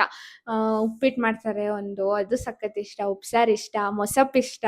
ನಾನು ಹೇಳ್ತಿರ್ತೀನಿ, ನಿಮ್ಮ ಮಮ್ಮಿನೇ ಬೇಕಲ್ಲ ನಿಂಗೆ ಅಂತಿರ್ತಾರೆ. ನಾನು ಅದಕ್ಕೆ ನೀವು ಹಂಗೆ ಹೇಳ್ಬೇಡಿ ಅವ್ವ, ನೀವೇನೇ ಮಾಡಿದ್ರು ನಾನು ತಿಂತೀನಿ, ನೀವು ಮಾಡೋ ಎಷ್ಟೋ ಸಾರು ನನಗಿಷ್ಟ ಅಂತಲೇ ಹೇಳ್ಬಿಟ್ಟು ನಾನು ತಿಂತೀನಿ. ಆಮೇಲೆ ಏನೇ ಒಂದಿರಲಿ, ನನ್ನ ಬರ್ಡೇ ಇರಲಿ ಅಥವಾ ನಾನೇನೋ ಹಬ್ಬ ಇರುತ್ತಲ್ಲ, ನನಗೆ ಹಬ್ಬ ಅಂತ ಅಂದಮೇಲೆ ಇರಬೇಕು ಅಜ್ಜಿ ತಾತ ಎಲ್ಲರೂ ಇರಬೇಕು. ಫೋನ್ ಮಾಡಿ ಕರಿತಿದ್ದೆ ನಾನು. ನಾನು ಏನೇ ಕೆಲಸ ಇದ್ರು ಅಲ್ಲಿ ಏನೇ ಇದ್ರೂ ಅದೆಲ್ಲ ಬಿಟ್ಟು ಒಂದೊಂದ್ಸಲ ಕರೀದೇ ಇದ್ರು ಬರ್ತಿದ್ರು. ಇವಾಗಲೇ ಎಷ್ಟೊಂದು ಸಲ ಹಂಗೇನೆ. ಮೊನ್ನೆ ನಾನು ಕರ್ಕೊಂಡು ನಮ್ದು ಈ ತರ ಸೆಂಟಿಮೆಂಟ್ ಫ್ಯಾಮಿಲಿ ಅಂತ ಅನ್ಕೋಬಹುದು. ಬಟ್ ಈ ತರ ಒಂದು ಬಾಂಡಿಂಗ್ ಸ್ಟಾರ್ಟ್ ಆಗಿರುತ್ತೆ ನಮ್ದು ಅಲ್ಲಿಂದ. ಅಪ್ಪ ನಮ್ಮ ಅಜ್ಜಿ ಎಷ್ಟು ಸೆಂಟಿಮೆಂಟ್ ಅಂತಂದ್ರೆ, ನಂಗೆ ಏನೋ ಒಂದ್ ಇಲ್ಲಿ ಸಣ್ಣದಾಗಿ ತುರ್ಚ್ಕೊಂಡ್ಬಿಟ್ಟೈತಂದ್ರೆ ಇವತ್ತು ರಾತ್ರಿ ಎಲ್ಲಾ ನಿದ್ದೆ ಮಾಡಲ್ಲ ಅವ್ರು. ಸಣ್ಣದಾಗಿ ತುರ್ಚ್ಕೊಂಡೈತೆ ಅಂದ್ರೆ ಯಾಕೆ ಹಂಗಾಯ್ತು ಅಂತ ಹತ್ಕೊಂಡು ರಾತ್ರಿ ಎಲ್ಲ ಮಲ್ಕೊಳ್ಳೋದು. 3 ದಿನ ಯೋಚನೆ ಮಾಡ್ತಾರೆ, ಏನಾದ್ರೂ ಒಂದು ಹುಷಾರಿಲ್ಲ ಅಂದ್ರೆ 3 ದಿನ ಯೋಚನೆ ಮಾಡ್ತಾರೆ, ಅಷ್ಟು ಸೆಂಟಿಮೆಂಟು. ಸೊ ಅವರಿಂದ ನಮಗೂ ಬಂದಿರೋದು ಇಷ್ಟೊಂದು ಸೆಂಟಿಮೆಂಟ್. ಆಮೇಲೆ ಇನ್ನೊಂದೇ ಒಂದು ಕ್ವಶನ್, ಲಾಸ್ಟ್ ಕ್ವಶನ್ ಆಯ್ತಾ? ಪ್ರೇರಣೆಗೂ ಕೇಳಿದ್ದೆ ಲಾಸ್ಟ್ ಕ್ವಶನ್, ಆದ್ರೆ ನಿನಗೆ ಕೇಳ್ತಾ ಇದ್ದೀನಿ. ನಿಂಗೆ ಅಪ್ಪಾಜಿ ಅಂದ್ರೆ ತುಂಬಾ ಇಷ್ಟ ಆಯ್ತಾ. ಆ, ಈಗ ಅಪ್ಪಾಜಿ ಒಂದ್ಸತಿನಾದ್ರೂ ನಿಮ್ ಏರ್ಪೋರ್ಟಿಗೆ ಬಂದಾಗ ಕರ್ಕೊಂಡ್ ಬರಕ್ ಬಂದಾಗೆಲ್ಲ ನೀನ್ ಅಪ್ಪಾಜಿ ಬೇಕೇ ಬೇಕು ಬೇಕೇ ಬೇಕು ಅಂತ ಹಠ ಮಾಡ್ತೀಯ. ಅಪ್ಪಾಜಿ ಬರ್ಲಿಲ್ಲ ಅಂದ್ರೆ ಆಗಲ್ಲ, ಯಾರು ಬರ್ಲಿಲ್ಲ ಅಂದ್ರೆ ಅಪ್ಪಾಜಿ ಬೇಕು ಬೇಕು ಅಂತ ಕೇಳ್ತಿರ್ತೀಯ. ಈಗ ಆತರ ಎಲ್ಲ ಇವತ್ ಕೇಳ್ತಾ ಇದೀಯ. ಅವತ್ತು ಸಮಯ ಅಂತ ಅಂದ್ರೆ ಅಪ್ಪಾಜಿ ಏನಾದ್ರು ಗದ್ರದ್ರುನು ಎದ್ರುಕೊಂಡು ಹಿಂದೆ ನಿಂತ್ಕೊಳ್ತಿದ್ದೆ. ಇವಾಗ ಅಕಸ್ಮಾತ್ ಲೈಫಲ್ಲಿ ನೀನು ಇವಾಗ ಓದ್ತಿದ್ಯಾ, ನೀನ್ ಹಿಂಗೆ ಇರ್ಬೇಕು ಹಂಗೆ ಇರ್ಬೇಕಂತ ಯಾವತ್ತಾದ್ರೂ ಅಪ್ಪಾಜಿ ಕಂಡೀಷನ್ ಮಾಡತ್ತೆ ಅನ್ನೋ ಭಯ ಆತರ ಎಲ್ಲ ಏನಾದ್ರು ಇದೆಯಾ? ಕಂಡೀಷನ್ ಅಂತ ಏನು ಭಯ ನನಗ್ ಭಯ ಅನ್ನೋದಿಲ್ಲ ಆಕ್ಚುಲಿ. ಅಂದ್ರೆ ಆ, ಏನಂತಾರೆ, ಮನೇಲಿ ಅವ್ರ ಮಾತು ಕೇಳ್ಬೇಕು. ನಮ್ಮ ಪಪ್ಪನ ಮಾತು ನಡಿಬೇಕು. ಇವಾಗ್ಲೂ ನಾನು ಹೋಟೆಲ್ಗೆ ಹೋದ್ರೆ ಎಲ್ಲೇ ಹೋದ್ರು ನಾನು ಆರ್ಡರ್ ಮಾಡಲ್ಲ, ನಮ್ಮ ಪಪ್ಪನೇ ಮಾಡ್ತಾರೆ. ಯಾಕಂದ್ರೆ ನಾನ್ ಏನ್ ಕೇಳ್ತೀನಿ, ನಾನೇನ್ ತಿಂತೀನಿ, ನಾನೇನ್ ಇಷ್ಟಪಡ್ಬೋದು ಅವರಿಗೂ ತುಂಬಾ ಚೆನ್ನಾಗೇ ಗೊತ್ತು. ಹಂಗಾಗಿ ನಂಗೆ ಅವ್ರ ಮೇಲೂ ನಂಬಿಕೆ. ಅವರು ಕೇಳ್ತಾರೆ ನಿಂಗೆ ಏನ್ ಬೇಕು, ಏನ್ ತಿಂತೀಯಾ. Secure mind ಜಾಸ್ತಿ ಅವ್ರು. ಆ ತುಂಬಾ ಸೆಕ್ಯೂರ್ಡ್ ಆಗಿ ಯೋಚನೆ ಮಾಡಿ ಅಲ್ಲಿಗೆ ಹೋಗ್ಬೇಡ ಇಲ್ಲಿಗೆ ಹೋಗ್ಬೇಡ. ಸೊ ಅವ್ರ ತಪ್ಪು ಇಲ್ಲ. ಇವಾಗಿನ ಜನ್ರೇಷನ್ ಹಂಗೆ ಇದೆ. ಏನು ಮಾಡಕ್ಕಾಗಲ್ಲ. ಸೊ ಅಪ್ಪ ಒಂದು ತುಂಬಾ ಸೆಕ್ಯೂರ್ ಫೀಲ್ ಮಾಡಕ್ಕೆ, ನನ್ನ ಸೇಫ್ಟಿಗೋಸ್ಕರ ಒಂದಷ್ಟು ರೆಸ್ಟ್ರಿಕ್ಷನ್ಸ್ ಹಾಕ್ತಾರೆ. ಅದಕ್ಕೆ ನನಗೇನು ಭಯ ಇಲ್ಲ. ಖುಷಿಯಿಂದ ಎಷ್ಟೊಂದು ಅಕ್ಸೆಪ್ಟ್ ಮಾಡ್ಕೊಂತೀನಿ ಕೂಡ ನಾನು. ಇರ್ಲಿ ಬಿಡಿ ಪಪ್ಪ, ಇರ್ಲಿ ಬಿಡಿ ಅಪ್ಪಾಜಿ ಅಂತ ಹೇಳ್ತೀನಿ. ಅಪ್ಪಾಜಿ ಅಂತ ಕರೆಯೋದು ಫುಲ್ ವಿಡಿಯೋದಲ್ಲಿ ಪಪ್ಪ ಪಪ್ಪ ಅಂದಿದ್ದೀನಿ. ನಮ್ಮ ಅಪ್ಪಾಜಿ, ಐ ಲವ್ ಯು ಅಪ್ಪಾಜಿ. ಅಪ್ಪನ ಮಗಳು ಇವಳು ಹೇಳೋದು ಇಷ್ಟೊತ್ತು ನಮ್ಮಮ್ಮ ಹಂಗ್ ಮಾಡ್ತಾರೆ ಹಿಂಗ್ ಮಾಡ್ತಾರೆ, ನೀವ್ ಕೋಟಿ ತಗೊಂಬಂದ್ ಏನ್ ವಸ್ತು ತಗೊಂಬಂದ್ ಇವಳು ಮುಂದೆ ಸುರಿದ್ರು ಅವ್ರಪ್ಪ ಯಾವ್ದಾದ್ರು ಒಂದ್ ಸಣ್ಣ ಚಾಕ್ಲೇಟ್ ತಂದ್ಬಿಟ್ರೆ ಇವಳು ಆ ಕಡೆ. ನನ್ ಮಗ ಮಾತ್ರ ಏನ್ ತಂದ್ಕೊಡಿದ್ರು ನನ್ ಕಡೆ. ಅವಳಲ್ಲ, ಇವಳು ಪಕ್ಷ ಬದಲಾಯಿಸ್ಬಿಡ್ತಾಳೆ. ಅಪ್ಪನ ಕಡೆ ಜಾಸ್ತಿ ಇವಳು. ಅವ್ರಪ್ಪ ಒಂದ್ ಸಣ್ಣ, ನಾನು ವಟ ವಟ ವಟ ಅಂತ ಮನೆಯೆಲ್ಲ ಮಾತಾಡ್ತಿದ್ರು ಅವಳು ತಲೆ ಕೆಡ್ಸ್ಕೊಳಲ್ಲ. ಅವ್ರಪ್ಪ ಒಂದ್ ಸಣ್ಣ ಮಾತಂದ್ಬಿಟ್ರೆ ಅತ್ಕೊಂಡ್ ಮಲಗ್ಬಿಡ್ತಾಳೆ. ಅಪ್ಪಾಜಿ ಮೇಲೆ ಅಷ್ಟೊಂದ್ ಇಷ್ಟ ಅವಳಿಗೆ ಆತರ. ಸೊ ನೀನು ಅಪ್ಪ ಅಮ್ಮನ ಮೇಲೆ ಇಟ್ಟಿರೋ ಪ್ರೀತಿಗೆ ಥ್ಯಾಂಕ್ ಯು ಸೋ ಮಚ್. ನಮ್ ಪ್ರೋಗ್ರಾಮ್ ಬಂದಿದ್ದಕ್ಕೆ ಥ್ಯಾಂಕ್ ಯು. ನನ್ ಮಗ ಉದ್ದಾಗಿರೋದು. ಯಜಮಾನ್ರು ಉದ್ದ, ಮಗಳು ಉದ್ದ, ಮಗನು ಉದ್ದ, ನಾನೇ ಬಿಡಿ ಪರವಾಗಿಲ್ಲ. ಥ್ಯಾಂಕ್ ಯು ಮಗಳೇ. Thank you. ಇನ್ನು ನಿನ್ ಮುಂದೆ ನೆಕ್ಸ್ಟ್ ವರ್ಷ ಬರ್ತೀಯಲ್ಲ, ಅವಾಗ ಏನೇನ್ ಹೇಳ್ಬೇಕು ಎಲ್ಲ ಹೇಳು. ನೆಕ್ಸ್ಟ್ ವರ್ಷಕ್ಕೆ ತುಂಬಾ ಮಾತಾಡಿಸ್ತೀನಿ ಆಯ್ತಾ. ಈಗ ನೀನು ನಂಗೆ ಗೊತ್ತು ಅವಳು ತುಂಬಾ ಮಾತಾಡಲ್ಲ, ಆದ್ರೂ ಇಷ್ಟು ನಾನು ಮಾತಾಡ. ಚಿಕ್ಕ ಹುಡುಗಿ ಏನೋ ಮಾತಾಡ್ಬಿಟ್ಟಿದೀನಿ. ಏನಾದ್ರೂ ತಪ್ಪಿದ್ರೆ ಕ್ಷಮೆ. ಇದು ನಾವು ಸಂಬಂಧಗಳ ಬಗ್ಗೆ ಹೇಳ್ಕೊತಾ ಇರೋದು. ಸೊ ಹಾಗಾಗಿ ಇದ್ರಲ್ಲಿ ಯಾರು ಏನು ನಾವು ಮಾತಾಡಿಲ್ಲ, ನಮ್ಮ ಫ್ಯಾಮಿಲಿ ಬಗ್ಗೆ ನಾವು ಮಾತಾಡ್ಕೊಳ್ತೀವಿ. ಬಟ್ ಕೆಲವೊಂದನ್ನ ನಾನೇ ಹೇಳಿದೀನಿ, ಯಾಕಂದ್ರೆ ಯಾರ ಬಗ್ಗೆ ಯಾರು ಅಂಡರ್ಎಸ್ಟಿಮೇಟ್ ಮಾಡಬೇಡಿ. ಒಬ್ರಿಗಿಂತ ಒಬ್ರು ಒಳ್ಳೆಯವ್ರು ಇದ್ದೇ ಇರ್ತಾರೆ. ಸೊ ನಿಮ್ಗೆ ನನ್ನ ಲೈಫಲ್ಲಿ ನನಗಿರೋ ಆಸೆ ಏನಪ್ಪಾ ಅಂದ್ರೆ, ನೆಕ್ಸ್ಟ್ ಒಂದು ಜೇನುಗೂಡು ಫ್ಯಾಮಿಲಿನ ನಿಮ್ಗೆ ಇಂಟ್ರೊಡ್ಯೂಸ್ ಮಾಡ್ಬೇಕು ಅಂತಿದೆ. ಆದ್ರೆ ಈಗ ರೀಸೆಂಟ್ ಆಗಿ ಮಾಡಲ್ಲ. ಬಟ್ ಈ ವಿಡಿಯೋ ನೋಡಿದ್ಮೇಲೆ ಕಮೆಂಟ್ ಅಲ್ಲಿ ತಿಳಿಸಿ ನೆಕ್ಸ್ಟ್ ನನ್ನ ಫ್ಯಾಮಿಲಿನಲ್ಲಿ ಯಾರನ್ನ ಮಾತಾಡಿಸ್ಬೇಕು ಅಂತ. ಅನು ಅನ್ನೋರೊಬ್ರು ಹೇಳಿದ್ದಾರೆ. ಎಲ್ಲಾರ ಕಮೆಂಟ್ ಒಂದಾದ್ರೆ ಅನು ಅನ್ನೋರು ಯಜ್ಞಳ್ಳಿ ಕ್ರಾಸ್ ಅವ್ರು ಹೇಳಿದಾರೆ, ಅಕ್ಕ ಲೋಕಿ ಅಣ್ಣ ಜೊತೆ ಮಾತಾಡಿ ಅಕ್ಕ ಅಂತ. ಖಂಡಿತ ಒಂದಿನ ಲೋಕಿ ಅಣ್ಣನ ಜೊತೆನೂ ಮಾತಾಡ್ತೀನಪ್ಪ. ಅವ್ರು ಮಾತಾಡಿದ್ರೆ ನೀವೆಲ್ಲ ಅವ್ರ ಫ್ಯಾನ್ಸ್ ಆಗ್ಬಿಡ್ತೀರಾ, ಅಷ್ಟು ಚೆನ್ನಾಗಿ ಮಾತಾಡ್ತಾರೆ. ಒಂದಿನ ಮಾತಾಡಿಸ್ತೀನಿ. ಕೀರ್ತನ ಜಾಸ್ತಿ ತುಂಬಾ ಜನ ಕಮೆಂಟ್ ಮಾಡಿದ್ದಾರೆ, ಅದ್ರಲ್ಲಿ ಸ್ಪೆಷಲಿ ಭವ್ಯ ಗೌಡ, ಭವ್ಯ ಭವ್ಯ ಗೌಡ ಅಲ್ಲ, ಭವ್ಯ ದೇವು ಅವರು. ಪಾಪ ಅವ್ರು ಕೀರ್ತನ ಅಂದ್ರೆ ಅವ್ರ ಮಗಳ ತರಾನೇ ಅವಳನ್ನ ಇಷ್ಟಪಡ್ತಾರ. ಅವರು ಅಷ್ಟು ಇಷ್ಟಪಡ್ತಾರೆ. ಅಕ್ಕ ಕೀರ್ತನನ್ ಮಾತಾಡ್ಸಿ ಅಕ್ಕ ಪ್ಲೀಸ್ ಅಕ್ಕ. ಮತ್ತೆ ರೇಖಾ ಮೇಡಮ್ ಅಂತ ಒಬ್ರು ಇದಾರೆ. ಮತ್ತೆ ಅದಾದ್ಮೇಲೆ ಅಕ್ಕ ರಷ್ಯಾಗ್ ಹೋಗ್ಬಿಟ್ರ ಕೀರ್ತನ, ಅವ್ರ ಹತ್ರ ಮಾತಾಡ್ಸಿ ಪ್ಲೀಸ್ ಅಕ್ಕ ಅಂತ ಕೇಳಿದಾರೆ. ಅವ್ರು ಒಂದು. ಮತ್ತೆ ಇನ್ನೊಬ್ರು ರೂಪಾ ರಾವಂಕಿ ಬಗ್ಗೆ ಹೇಳ್ಬೇಕು. ನಿನ್ನೆ ನಾನು ಸ್ಟೇಟಸ್ ಅಲ್ಲಿ ಹಾಕಿದ್ದೆ ಅದನ್ನ. ರೂಪಾ ಅಂತ ಒಬ್ರು ಇದಾರೆ ಇನ್ಸ್ಟಾನಲ್ಲಿ. ಪಾಪ ಅವ್ರು ಹೇಳಿದ್ರು, ಅವ್ರ ಸ್ಯಾರಿ ಹೋಗ್ಬಿಟ್ಟು ಅವ್ರಿಗೆ ತಲುಪ್ತೀರಾ ನಮ್ಗೆ ವಾಪಸ್ ಬಂದಿದೆ. ಬೇರೆ ಯಾವ್ದಾದ್ರು ಕಸ್ಟಮರ್ ಆಗಿದ್ರೆ ಕೋಪ ಮಾಡ್ಕೊಂಡು ಬೇಜಾರ್ ಮಾಡ್ಕೊಳ್ಳೋರು. ಪಾಪ ಅವ್ರ ಸ್ಯಾರಿ ಹೋಗಿ ವಾಪಸ್ ಬಂದು ನಮ್ಮನೇಲಿ ಇದೆ ತಿಂಗಳಾಗಿದೆ, ನಾವು ಕಳ್ಸಕ್ಕಾಗಿಲ್ಲ, ಸಿಕ್ಕಾಪಟ್ಟೆ ಕೀರು ಬಂದ್ಮೇಲೆ ಬ್ಯುಸಿ ಆಗ್ಬಿಟ್ವಿ. ಅದೊಂದು ಮಾತ್ರ ಯಾವಾಗ್ಲೂ ಮಿಸ್ ಆಗ್ತಾ ಇದೆ ರೂಪಾ ಅವ್ರದ್ದು. ಅವ್ರು ಅಂಥದ್ರಲ್ಲೂ ನಮ್ಮ ಮೇಲೆ ಒಂಚೂರು ಬೇಜಾರ್ ಮಾಡ್ಕೊಳ್ದಿರಾ ಯಾವತ್ತಿದ್ರು ಕೊಟ್ಟೆ ಕೊಡ್ತಾರೆ, ಜೆನ್ಯೂನ್ ಅಕ್ಕ ನೀವು ಅಂತ ಹೇಳ್ಬಿಟ್ಟು. ತುಂಬಾ ಇಷ್ಟಪಡ್ತಾರೆ ನನ್ನ ಫ್ಯಾಮಿಲಿನ. ಕೀರ್ತನ ಹತ್ರ ಮಾತಾಡ್ಸಿ, ಕೀರ್ತನ ಹತ್ರ ಮಾತಾಡ್ಸಿ, ಅವಳು ಚೆನ್ನಾಗಿ ನೋಡ್ಕೊಳ್ಳಿ, ಈ ತರ ಎಲ್ಲ ತುಂಬಾ ಇಷ್ಟಪಡ್ತಾರೆ. ಒಬ್ರೊಬ್ರು ಕಮೆಂಟ್ ಒಂದೊಂದ್ ತರ ಇರುತ್ತೆ. ಒಂದ್ 4-5 ನಾನು ನೆನ್ಪಿಟ್ಕೊಂಡಿರೋ ಅಷ್ಟು ಹೇಳಿದೀನಿ. ತುಂಬಾ ಜನ ಕಮೆಂಟ್ ಮಾಡಿದೀರಾ. ಒಂದಿಬ್ರು ಹುಡುಗರು ಯಾರೋ ನಮ್ ಸಿಂಧು ಕಡೆಯವರು ಒಂದಷ್ಟು ಜನ. ತುಂಬಾ ತುಂಬಾ ಖುಷಿ ಆಯ್ತಪ್ಪ. ನಿಮ್ಮ ಆಸೆ ಅಂತೆ ಕೀರ್ತನನ್ ಮಾತಾಡ್ಸಿದೀನಿ.